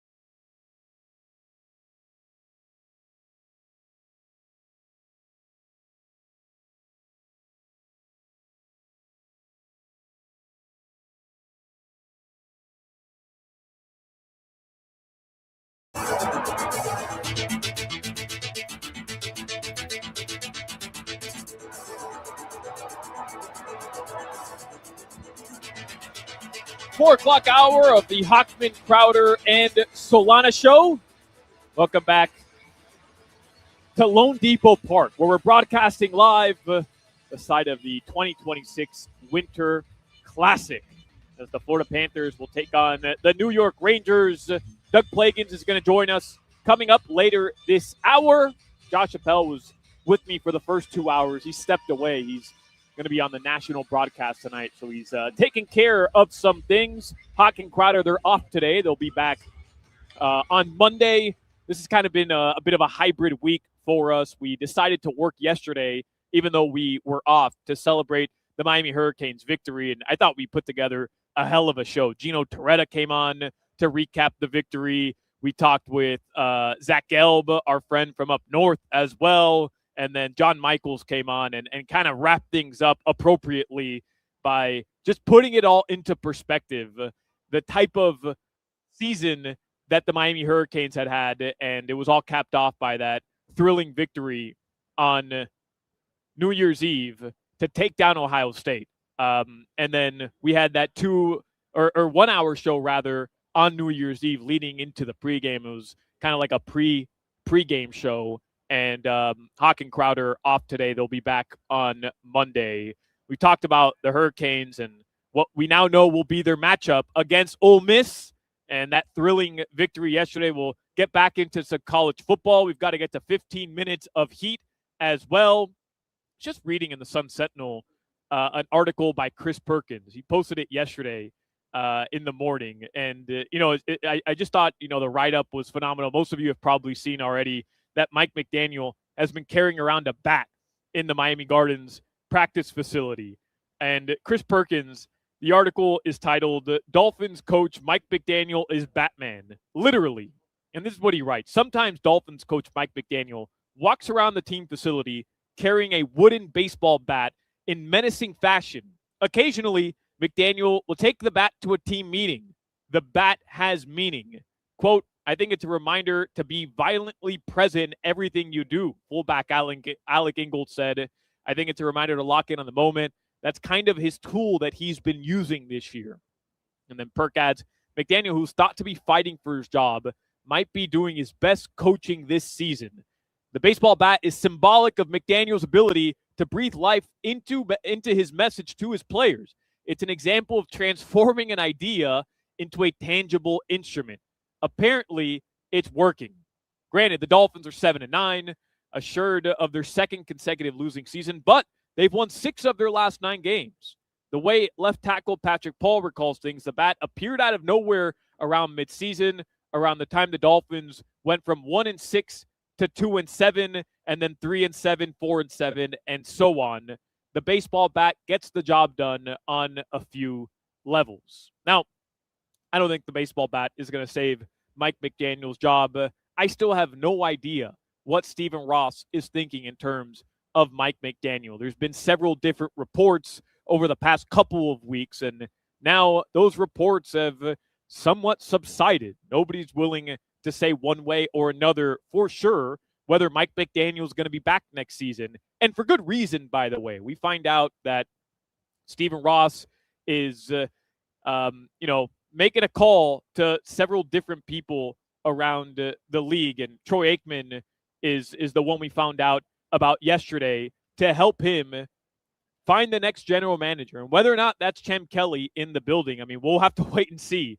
But I think, it's a pretty good look into the idea that Ross probably hasn't made up his mind just yet. And we've talked about how many different avenues he could go in terms of this rebuild, right?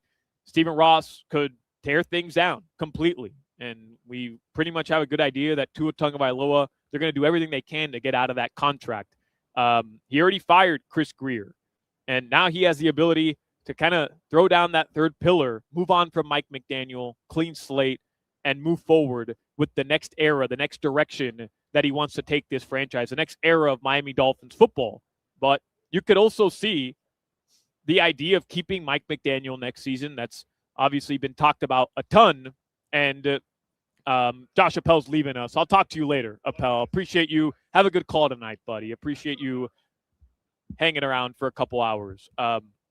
you could also see, this kind of playing out in several different directions where Champ Kelly remains the general manager and he's given the opportunity to kind of right this ship.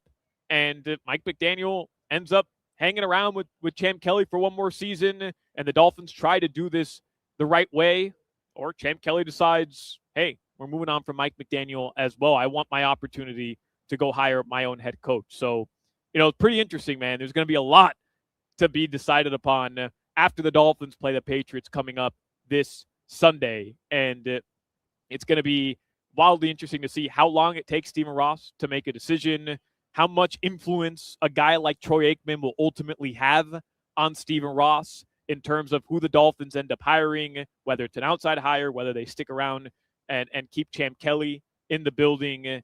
A lot of decisions that have to be made. But I go back to what Appel and I were discussing earlier, and something Barry Jackson of the Miami Herald had written in the Herald a couple days ago, which is take your time, Stephen Ross. Don't make a decision the day after the Dolphins play the Patriots on Sunday.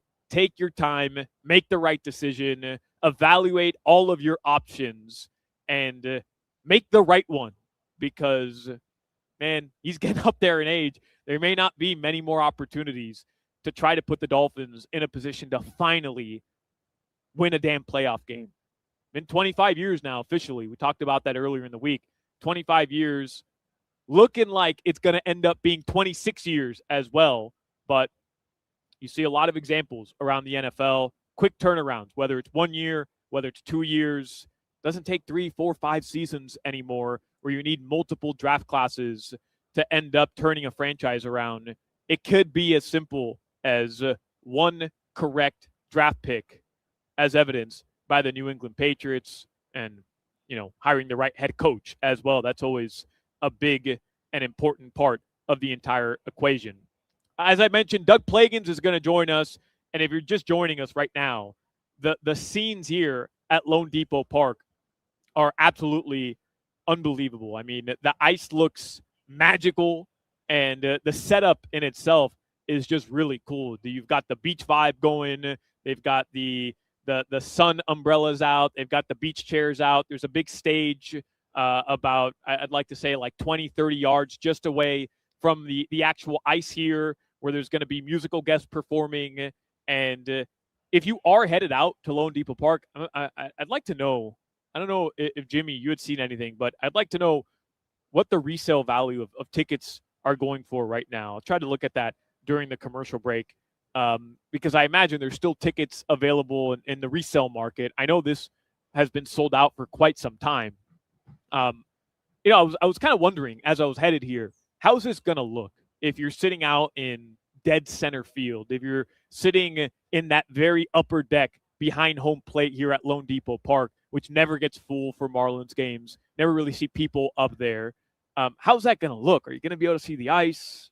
Is this stadium a little bit too big for you to have a really good view of the actual action on the ice? And I'll tell you what, man, I mean, we have a pretty immaculate view where we're sitting right now up in our radio booth of the ice. We're pretty much dead center, but we're pretty high up here. The press boxes at Lone Depot Park are pretty much just below that last upper deck behind the home plate. And you could see the ice perfectly. And I'd venture to say, if you're sitting out in center field, like dead center field at Lone Depot Park, for those of you who have been here, just below that monster jumbotron where you've got like the UHealth and PNC Bank signs, you're going to have a perfect view, elevated off the ice, off the ground. You're going to have a perfect view of the ice. You're sitting out near that Budweiser bar, left field, where people was just like kind of hang around on the concourse with the view of the skyline behind you. Like, it's going to be a really cool vibe in here. And once they decide to open up this roof, we were talking about it with George Richards a few minutes ago, it is going to be awesome. Once everybody's in this building, it just feels like there's going to be a really cool energy here tonight. And it's what's expected, right? This is one of those games that, who knows? If it's a huge success, maybe it'll be back here in the next couple of years. But it took a long time for the NHL to finally decide, yeah, we're taking this thing down to sunny South Florida. And the weather's cooperated. And it seems like everything else is cooperating perfectly as well. Before we move forward into a quick look at the headlines, I'll give you 15 minutes of heat after a big victory yesterday by the Miami Heat. They go into Detroit and they get the job done. 15 minutes of heat brought to you by the Lexus December to Remember sales event. Get offers on select models now through January 5th, so you have a couple more days. Learn more at Lexus.com. And how about the Miami Heat yesterday, man? They had won 3 straight. And here's the way I was kind of looking at it in terms of that victory over part of the 3-game win streak, that victory over the Denver Nuggets. So it was fun against the Indiana Pacers and against the Atlanta Hawks. Don't get me wrong, right? I mean, you're able to put up 126 against the Hawks. You end that 3-game losing skid. The Heat had lost 8 of their last 9 prior to that game, and you're able to end it, put up 126 points, needed, end that streak, get back to the offense looking like it's in a rhythm. But that's Atlanta, right? Like, they give up a lot of points. It is what it is. Following night, put up 142 against the Indiana Pacers at home. Great to see the offense flourish. Great to get back to above 140 or more. It was a 6th time all season the Heat had done that. But the reality is the Indiana Pacers, the worst rated defense in the league. So, again, I mean, you're not really sure if you should buy into the Heat, quote-unquote, offense being back just yet. So you want to see it against a quality opponent, against a top team. Your final chance in 2025 to do that was against the Denver Nuggets. You had won 2 straight. They're in town. You never beat the Denver Nuggets, and it was a real test. And don't get me wrong, 63 points in the first half against the Joker and the Nuggets was impressive. The Heat played very well. Tie game, 63-63. But when Nikola Jokic goes down at the very end of that second quarter and the Heat end up with 147 points, you're just still not 100% sure. Hey, are they seriously back? Is the offense back to firing on all cylinders? Is this the team that had really captivated the league over the first month and a half of the season? Or are you just beating up on lesser teams that you're supposed to beat up on? So I thought yesterday was that test. Yesterday against the Pistons, who had been out on the West Coast for 5 straight, coming off a huge win against the Lakers on national TV. They're the best team in the Eastern Conference record-wise. They have the 2nd best defensive rating in the NBA behind only the Oklahoma City Thunder. They have the best defensive rating in the Eastern Conference. That was the test on the road. Both teams well rested, not having played in over 3 days. And against the best defense in the East, the Heat, 80 points midway through the 3rd quarter, double-digit lead well into the 4th. And it got dicey yesterday, but an impressive victory for the Miami Heat. And I think that's what you needed to see. And look, Norman Powell was outstanding yesterday, 36 points. He had Duncan Robinson in hell at times yesterday, our old friend Dunks. And I thought Bam and Khalil Ware, in terms of being able to just rebound the basketball against a really good front court yesterday, that was huge. You needed that. But Jaime Jaquez Jr. coming up with that big bucket at the end of the game, and then Davion Mitchell, who's just an absolute dog, coming up with the biggest steal of the game to seal it, was huge. The bottom line is the Heat, once again, forcing turnovers, getting out in transition. They forced 20 turnovers on the Detroit Pistons. And by the way, they forced 7 on Cade Cunningham, which, according to Heat.com, Cunningham now has 36 turnovers over his last 6 games against the Miami Heat, an average of 6 per. So the Heat kind of have him in a bit of a hell every time they play against him. That dude's really good, though, man. Really good. 3rd time in 4 games, you score 20 points off of turnovers that you force.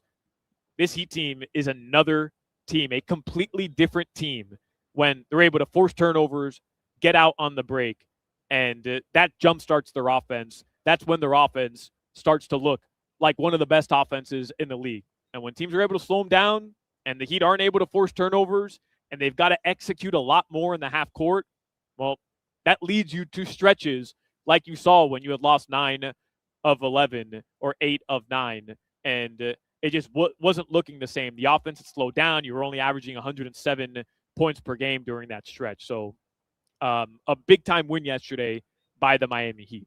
That's your 15 minutes of heat. The Heat, by the way, as we transition here into headlines, they're going to have the Minnesota Timberwolves at home tomorrow, the New Orleans Pelicans at home on Sunday. They got a tough schedule coming up. They still play 9 more road games in the month of January. They play the Oklahoma City Thunder twice in a span of like 5 days. They play Minnesota on Saturday at home and then play them next week on the road. So play them 2 times in a span of 4 nights. They have a lot of tough games coming up. They play at Golden State. They've got that killer, what we used to call the circus road trip, 5 straight out on the West Coast coming up towards the back end of January as well. But good to see the Miami Heat starting off 2026 undefeated, 1-0 in the new year. But more importantly, playing the style of basketball that, it was fun. I mean, it was just a lot of fun to watch them play that way. But B, executing on the offensive end to get back to being one of the more fun teams to watch. Let's get to our headlines here. I'll start with the college football playoffs because I know that's what everybody was locked into yesterday. Oregon just blew out Texas Tech at the Orange Bowl. I saw it was a pretty good crowd yesterday at the Orange Bowl. Weather was perfect, and Oregon looking like they're going to be a really tough test for Indiana. But Indiana was probably the more impressive team out of anybody else that played in the quarterfinals. I mean, to take it to Alabama, the broadcasters in that game, I mean, they're talking about Alabama like if they had just quit. No fight is what you were hearing throughout that entire broadcast on ESPN. Indiana just embarrassed them in the Rose Bowl. And then Ole Miss versus Georgia, instant classic, whatever you want to call it. I mean, one of the more memorable college football games of at least the last decade, maybe ever. The way it ended, Trinidad Chambliss, good luck, Hurricanes.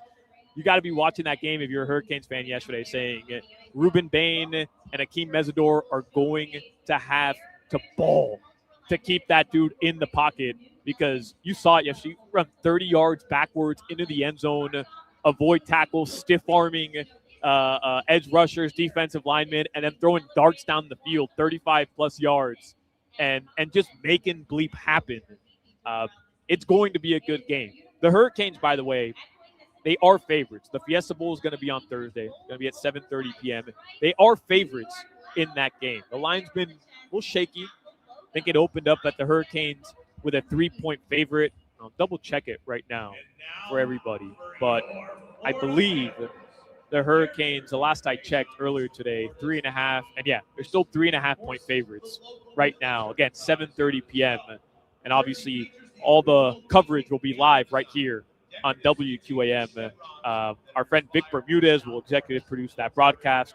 My guess is it'll begin at 3 p.m. once again, which means another abbreviated show for Hoch, Crowder, and myself next Thursday. The Heat and Panthers play that day, by the way, so a busy day in South Florida sports. But that's the schedule. And then Indiana is going to play Oregon Friday at 7:30. That line, I'd seen it, Indiana -4. It's down to 3.5. Indiana versus Oregon, 3.5 right now. So that's your college football playoff schedule. The Miami Dolphins are going to play Sunday versus the New England Patriots at 4:25. Don't forget, Game Day Uncensored will be live starting at noon. You got the Heat game after that, but Game Day Uncensored is going to start at noon. We'll carry you right into kickoff. I'll double-check that line. A lot of action coming in on the Patriots, and rightfully so, by the way. You've got a Patriots team still in the thick of it for the 1 seed, and Drake May trying to lock up that MVP trophy as well. Patriots 11-point favorites at home against the Miami Dolphins. You want the Dolphins on the money line. You think there's a puncher's chance that they can pull off the massive upset, end the season 8-9, and on, pretty good run, 2 straight wins to end the season, can get them at plus 475 on Sunday.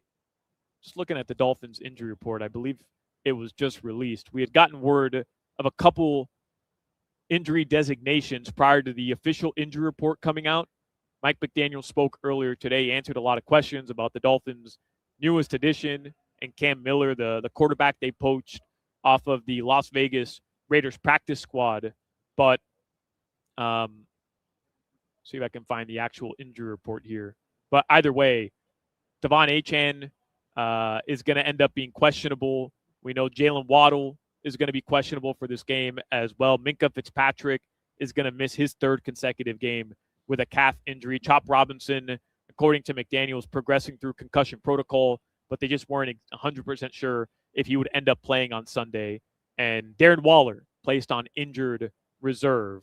Jordan Brooks, by the way, we all want to see him out there one more time in a Dolphins jersey at least. Hopefully that dude's back next year. He's going to try to give it a go and see how he feels as he's dealing with the hamstring injury. So those are our headlines and your weather. Brought to you by ChillZone AC, featuring reliable root AC systems. Visit chillzoneac.com. Gorgeous inside Lone Depot Park and absolutely gorgeous outside. Again, they're going to open up the roof here, and it is going to be a gorgeous night for some hockey outdoors in South Florida. We're at the site of the Winter Classic here at Lone Depot Park. Doug Plagans will be on the call tonight. Panthers versus Rangers. He's going to join us in the next segment. More Hochman, Crowder, and Solana coming up next from Lone Depot Park. You're listening to the Hoch, Crowder, and Solana Show. The Florida Panthers are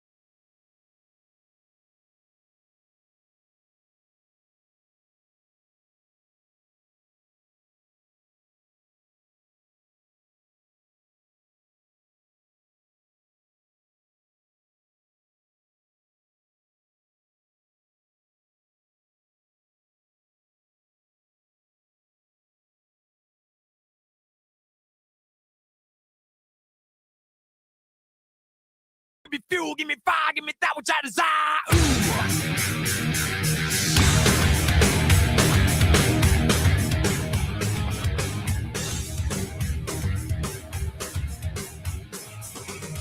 This show has flown by, and we're only about an hour and a half, a little less than that, from the completion of today's show live at Lone Depot Park. I don't want it to be over because this has been so cool today, getting to see the site of the Winter Classic, the rink tonight, and sitting next to me now, to my left, as we're overlooking this beautiful arena, rink, and I guess baseball stadium still technically, is Doug Plagans, the radio voice of the Florida Panthers. Doug, I want to start here. You look at this, and is it hard to believe where you're at right now? I mean, a Winter Classic in Miami, and the Florida Panthers are a part of it. It really is awesome. And I know it's something that a lot of folks have probably mentioned in relation to this game, but it really is, first and foremost, a celebration of not only the league, the sport, but also of the buzz and growth around the sport here in our region. Because you have the Panthers playing an outdoor game, hosting an outdoor game here today. You've got the Tampa Bay Lightning doing it in about a month. You have a team from the state of Florida playing in the Stanley Cup final each of the last 6 years. That's crazy. You look around and you go into places, you see so much more of the gear and people just having casual conversation about last night's Panthers game, whatever the situation might be. You can just feel the buzz, the difference, the growth around the sport. And this really is, first and foremost, just a celebration of all of that. And to see it materialize, I was telling people outside of the Fan Fest, had a chance to go out to the Fan Fest. I was talking to a lot of people. And if you have any, I guess, imagination of what it looks like in here, you knew it was going to look awesome, but take whatever you thought it was going to look like and amplify it. Exactly. And that's what it looks like in here. I was looking at pictures over the past couple of days. I didn't get a chance to come down here for some of the cool media stuff that was happening earlier. When I walked in here, I'm like, man, this is a vibe. You know what I mean? Like you felt that energy. Somebody texted into our show here. Solana, getting dressed for the Classic now, how cold is it in the building? It's comfortable. Top open, is it outside ambient temp or colder? Help, please.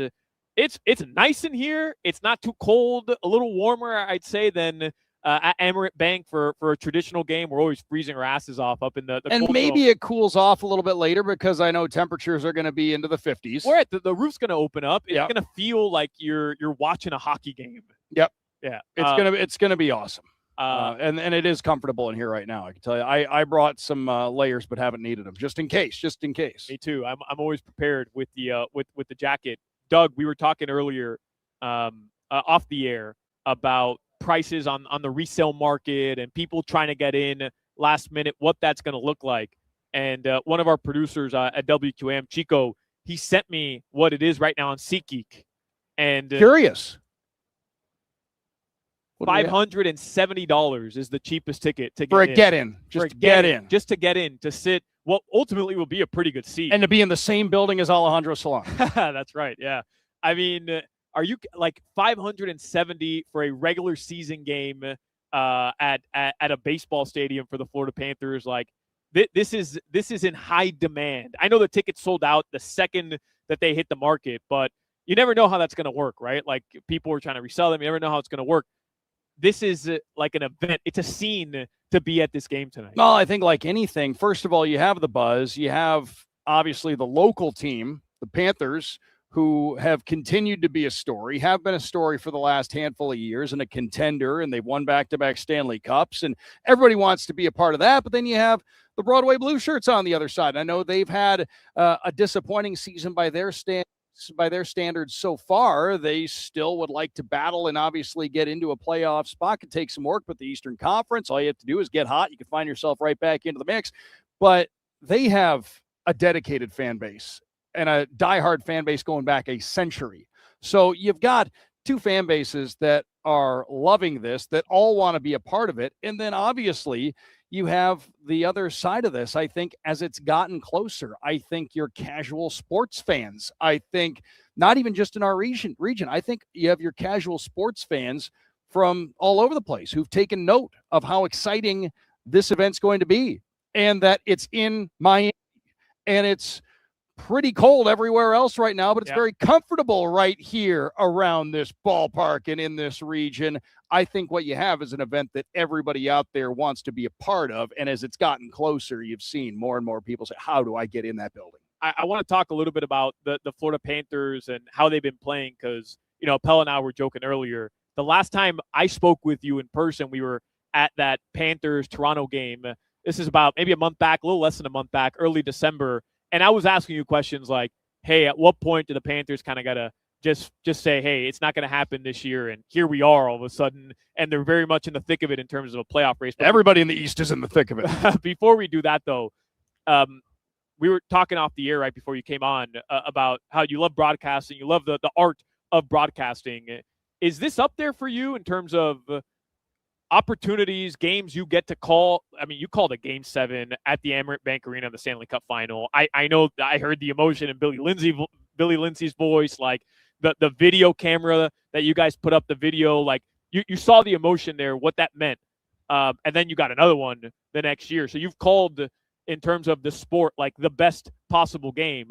But is this up there for you to call Winter Classic in South Florida with the Panthers? It's right up there with anything because of the sheer uniqueness of the event. Not every team has hosted one of these. They've been going since 2007, so not every team has hosted one. There are people who've worked. It's right there with a Stanley Cup final type of scenario. And I know the Stanley Cup's the Stanley Cup, and that's the award everybody wants to win. And as a broadcaster, you don't get into it for personal glory and to win things, but you want to be as close to those kind of things as possible. So yeah, I get all that, but the sheer uniqueness of it, these don't happen every day. And not everybody gets a chance to be involved with this. And there are people who work decades upon decades in this business that don't get a chance to be involved in something like this. So it's special, and it's something that I think all of us around this region and around this great Panthers team that's given us so many great memories lately, that we all have the opportunity to share, regardless of how you're consuming this. If you're going to be in the building, if you weren't able to get a ticket, but you just came down to the Fan Fest to check it out, if you're going to be, watching, listening at home, however you're going to be taking this one in, this is something that we can all rally around, that we can all, feel a part of, and that we can all share. It is special, no doubt about it. And just as somebody who's obviously worked for the Florida Panthers, emotional investment in the Panthers runs deeper than any fan experience that I ever had prior. But you look at this, if I take it back, the 35,000 foot view, just me as a hockey nerd, you put it right up there with, right. It's never been lost on me that there have only been 18 Game 7s in the history of the Stanley Cup Final. Right. And we got to broadcast one of those a couple of years ago, and fortunately got to see our team come out on the good end of it. And now here we are, Winter Classics, you get one a year. There's one Winter Classic in the league every year, and the one this year is right here. Doug, I mean, there's play-by-play broadcasters around the NHL, I'm sure, but just in sport that never get to see their team in a Stanley Cup Final, never get to see their team in an NBA Final, what have you. I mean, shoot, the Miami Dolphins haven't won a playoff game in 25 years. You called 3 straight Stanley Cup Finals. That's crazy. Oh, it's well, like I said, I don't crazy, want. Man. I know we're very fortunate to be around this team and be in this type of situation. But crazy. I want everybody to, not just me, the broadcaster, but me, the little kid that was reading hockey books and was a nerd about the history of this league and about the sport and everything that went along with it. It's never been lost on me for a second that we've been able to be around so many historic and unique events in recent years because of the success of this team, because of the commitment from the ownership, because of the growth of the sport in our region. And we remind people about it all the time on our team podcast. We talk about it a lot, but I hope everybody out there realizes that this is the golden age of Panthers hockey right now. We are right in the middle of the golden era of Panthers hockey. There had been some great players. There had been some good teams in the past, but this is the golden age of Panthers hockey. It's not ending anytime soon, but I want everybody to understand exactly what we have here. Appreciate it. I remember, the Big 3 Heat run.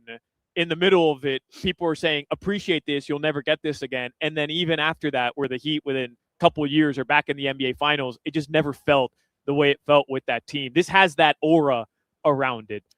Speaking of the team, Plagans. I mean, I'm trying to ask you questions a month ago about when does Zito just say, hey, it's just not going to happen this year, and no fault in terms of roster construction or whatever. I mean, it's still the best roster, in my opinion, in the league, or one of them, but injuries, Sasha Barkov, Matthew Tkachuk, and here we are. Those guys still haven't played, even though Barkey's an animal and he's back on the ice skating already. I know Tkachuk probably wouldn't to play tonight, but he won't, but he's on the cusp of being back.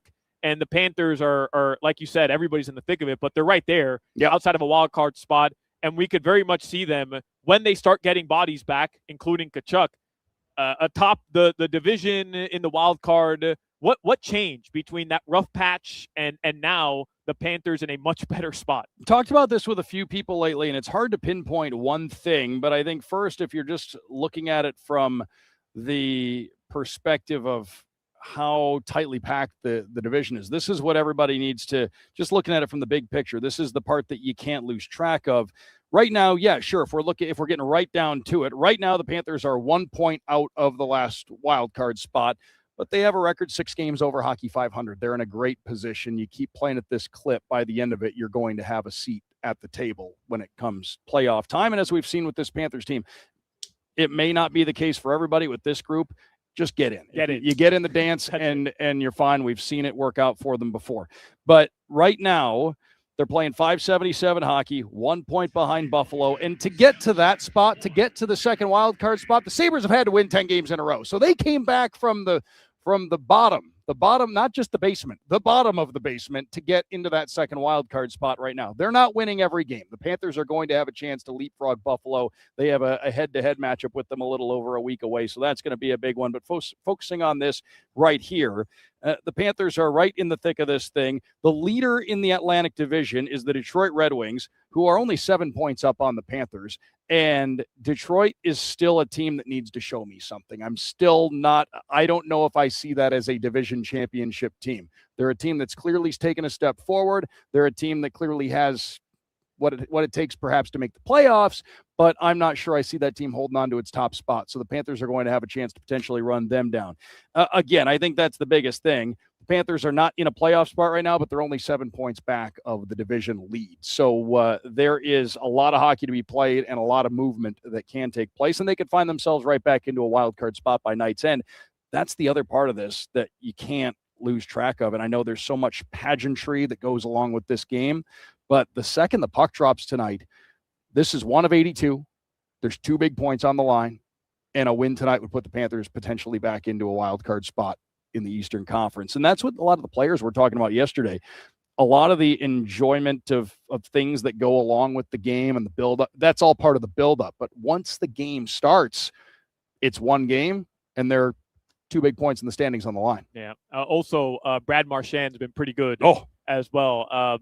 Better than advertised. Last year when he got traded here, and this year re-signing, now I see why the push was made to make sure Marchie was back in a Cats jersey. He's leading the Panthers in goals, assists, and points. Crazy. He's been named to Team Canada, which it was pretty powerful to hear him talk about that the other day.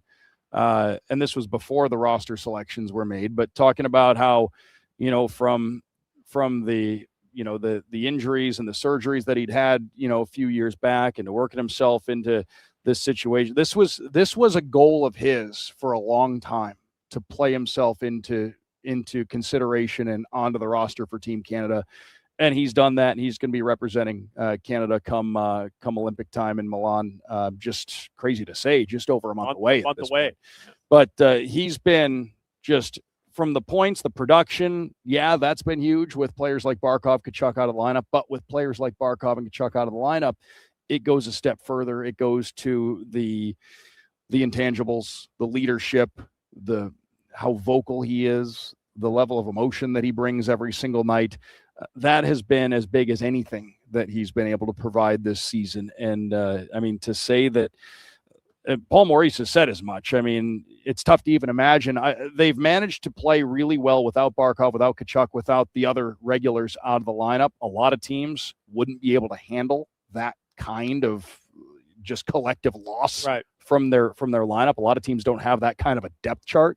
But with what Brad Marchand's been able to do, it would be tough to imagine where they'd be without him. Plain and simple. Imagine telling somebody 2 years ago Brad Marchand would be keeping your team afloat without Matthew Tkachuk, without Sasha Barkov. Like, that'd be the guy, the leader that everybody's kind of rallied around. Doug Plagans will be on the call again tonight, right here on your radio home for the Florida Panthers, 7:30 p.m. pregame show.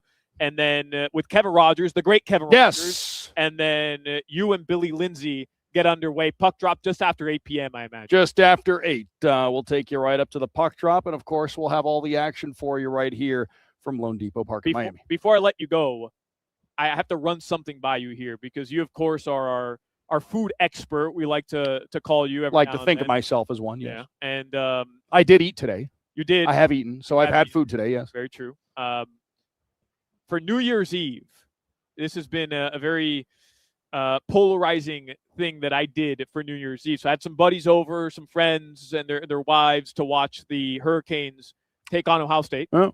And a lot of people coming over. I didn't want to cook. So I catered. Catered? You didn't just order delivery. You catered. I catered. Okay. Olive Garden for my. Oh, when you hear your family. Olive Garden. I mean, would you leave a party if you got there and they were catering Olive Garden? If I got there and they had Olive Garden, I'd be happy. I think There we go. I'm just thinking off the top of my head.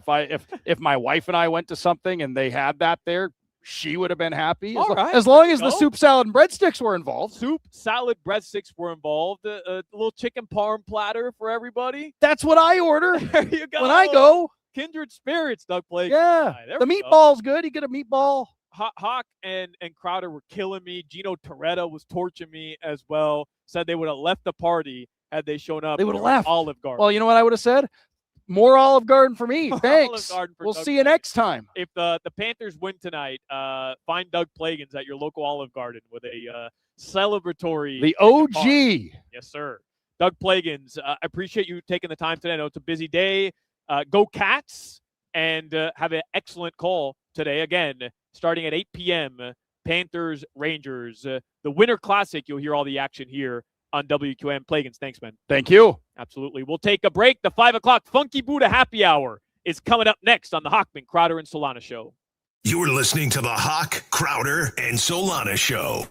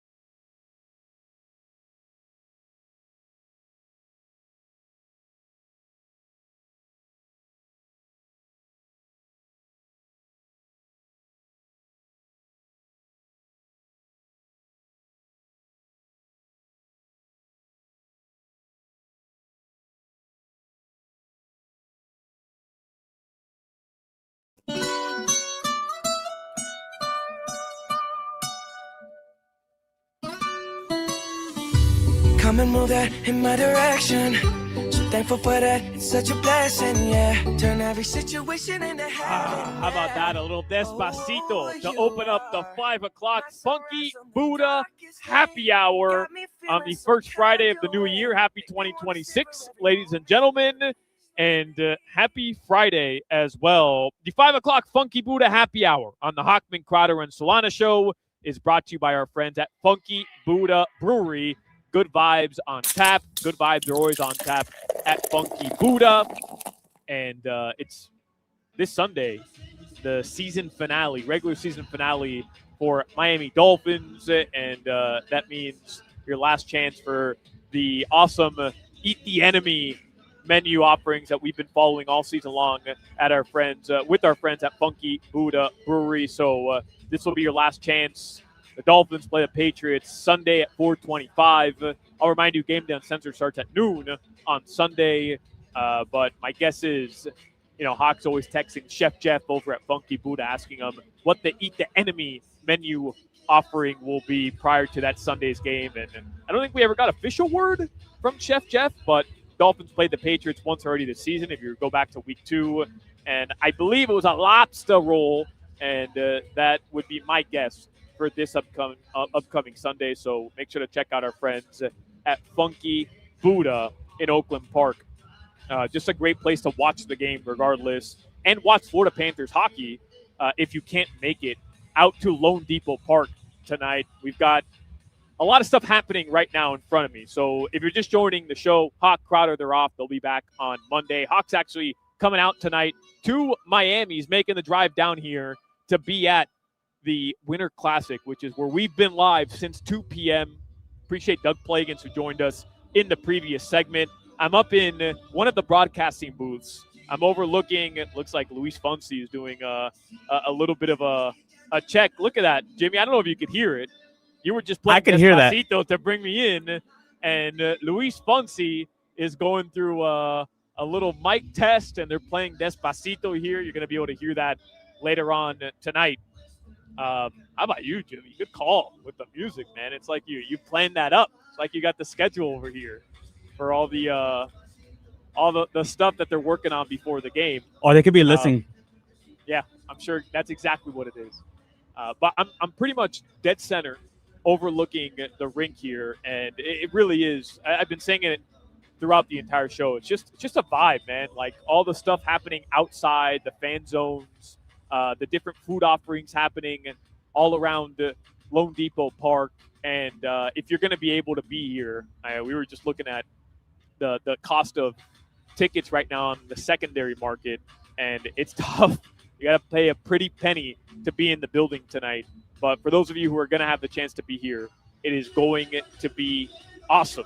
Now, we have a lot to get to here in the 5 o'clock Funky Buddha Happy Hour, because not only do we have a big hockey game, but we have a big Miami Dolphins football game, the last one of the season, coming up on Sunday. And when I say big, for the Dolphins, doesn't really have much meaning. We know they were eliminated from playoff contention. Perhaps, as we've discussed a couple times already today, could help Mike McDaniel in terms of trying to keep his job, could help Quinn Ewers in terms of trying to secure himself an actual starting job next season. But for those of you interested, the New England Patriots, they released their injury report, and there's quite a few names that are going to be missing this game on Sunday. So questionable, Jack Westover and Charles Woods. They're both questionable for the game, but the Patriots, they're going to be without 4 starters against the Dolphins on Sunday. Harold Landry, linebacker, is going to be out. Robert Spillane, linebacker, is going to be out. And then they're going to be without their guard, Jared Wilson. And then their defensive lineman, Tonga, is going to be out as well with a foot injury. So 4 starters out for New England. Expect Drake May to play. Expect Drake May to play the entire game, unless, they're up big and the Denver Broncos are up big as well. Then maybe that could change. Their only shot at the 1 seed is the Broncos lose on Sunday and the New England Patriots end up winning, and then they would secure the 1 seed. I want to go through some of the lines for those games, but I was just reading on CBS Sports. They kind of have like a live tracker leading up to the final week of NFL regular season football. what changes can be expected after Week 18. And I saw the Titans released a letter to their fans reshaping how their front office is going to look. And then they were, ranking potential openings based on quarterback situations. I think that's interesting as hell. But this one really stuck out to me. We all know Sunday night, you're going to get the Steelers and the Ravens. Winner wins the division, earns a spot in the playoffs. So win and you're in, lose and you're eliminated in the AFC North. And the question is, could the losing coach of Ravens Steelers be fired? John Harbaugh or Mike Tomlin? If they lose, if they miss the playoffs, is that pretty much it? And I think a pretty good case can be made for both of those coaches to move on. You already see the tea leaves in terms of Lamar Jackson versus John Harbaugh. Omar Kelly was on with us a couple days ago. He thinks the reports of Lamar wanting to come to Miami are more so a locker room divided in Baltimore, where it's going to end up being Lamar or John Harbaugh, that those two just don't see eye to eye. And the Dolphins are kind of being used in that situation to add leverage one way or the other. But we've talked a ton about whether or not, if Mike Tomlin became available, is that somebody that you do whatever you can to go after and bring him down here to be the next head coach of the Dolphins? I think both those guys, Harbaugh and Mike Tomlin, are in that conversation where if they become available and you're Stephen Ross, I mean, I don't think you think twice about it.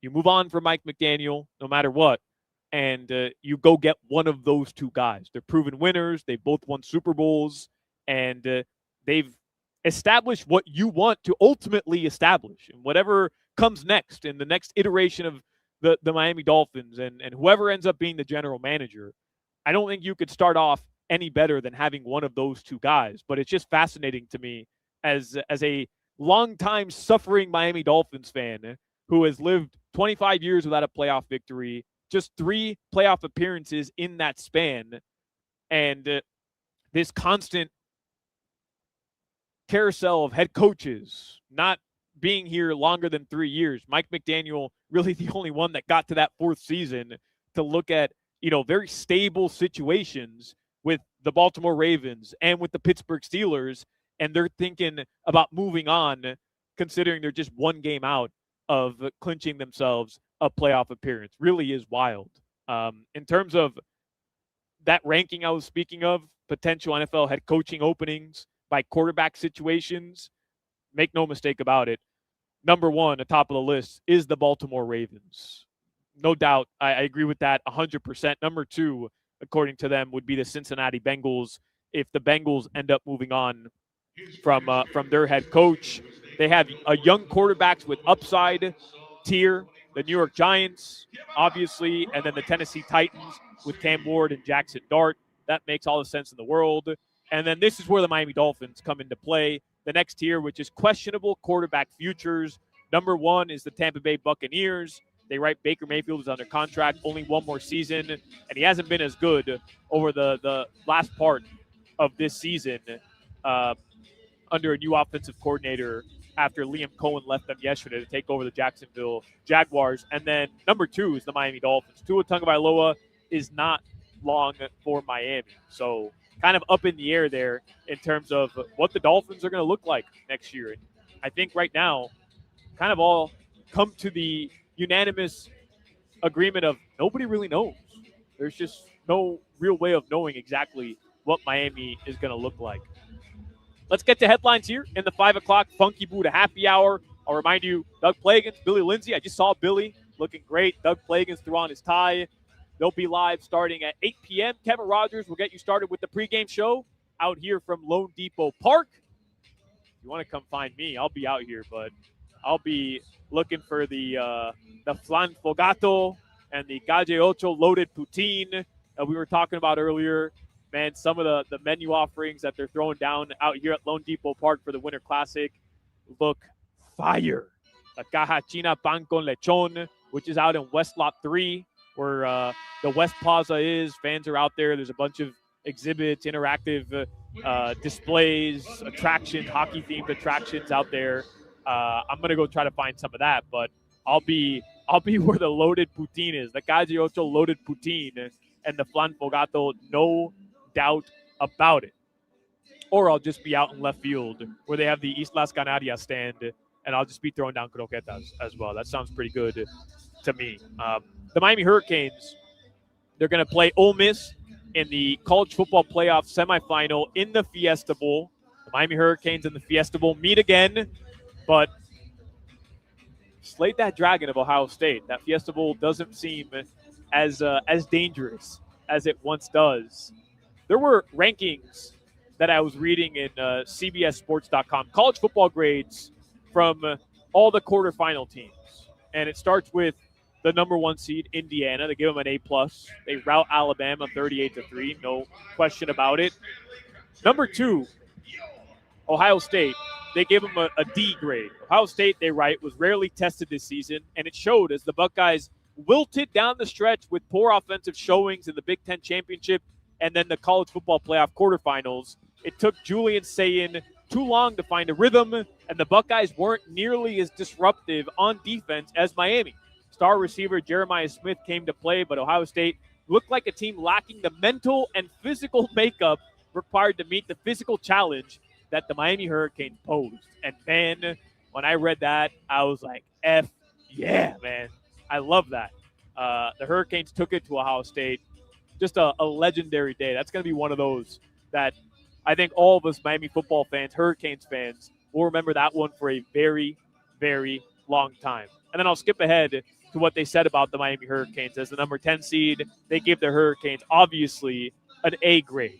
Mario Cristobal's vision, they write, for Miami football came to life in a long-awaited flash of glory as the Hurricanes physically imposed their will on the reigning national champions. Ohio State struggled to hold up against Miami's front seven, while the Hurricanes' offensive line consistently opened lanes to move the chains and control the clock. Keontae Scott's 72-yard interception, they write, for a touchdown, delivered the type of game-changing moment every team needs on a championship run, and I could not have said it any better myself. That's one of those, where were you when it happened? And I mean, it's New Year's. Everybody knows where they were, but that's one of the best moments in college Miami Hurricanes football in 2 decades. That play right there probably is number one. I mean, you can think of a couple others, right? You can think of the Trajan Bandy pick six. You can think of the Halloween miracle when Miami was at Duke and they had all the 37 laterals to go score a touchdown. But, I mean, when you compare the implications in both of those games, I mean, Miami-Notre Dame, that game at Hard Rock Stadium, to be a top 5 team hosting Notre Dame and take them down the way that you did, there were implications in that game. But it was a regular season, right? You can't compare it to what Keontae Scott did. That easily is the best play of Hurricanes football since the Larry Coker era. And it was absolutely insane.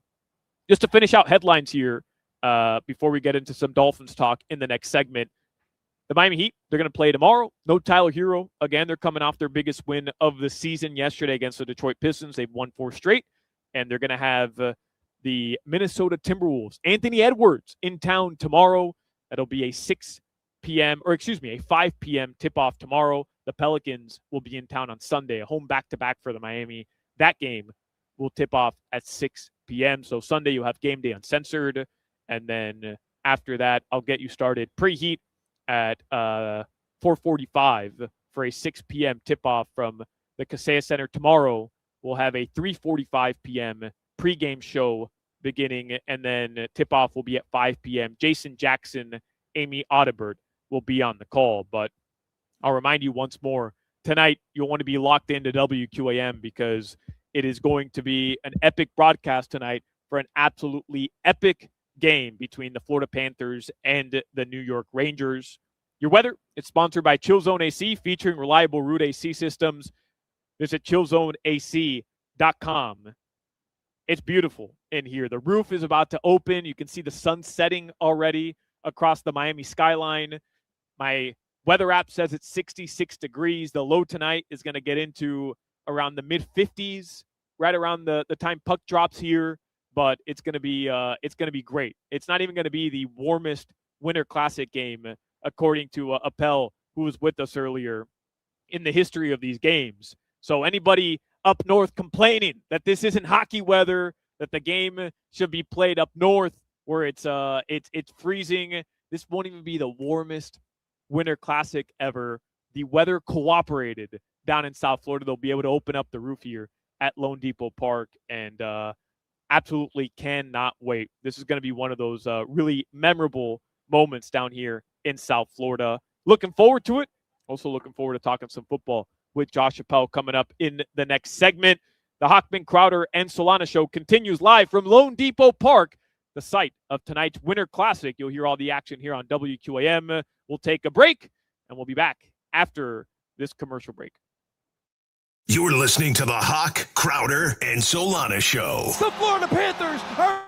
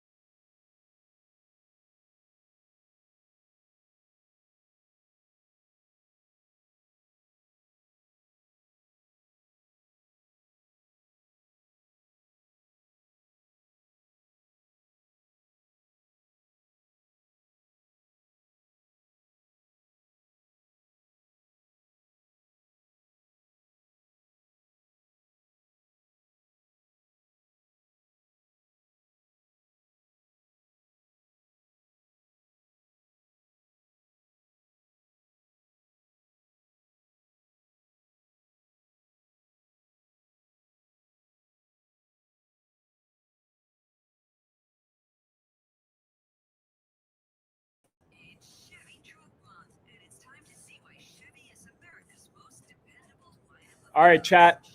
I appreciate everybody who stuck with us today. I'm going to sign off from here. I'm going to go eat, but I appreciate everybody who watched with us. I know some Wi-Fi issues as well, so I appreciate you guys. Happy New Year. Take it easy, and we'll talk on Monday.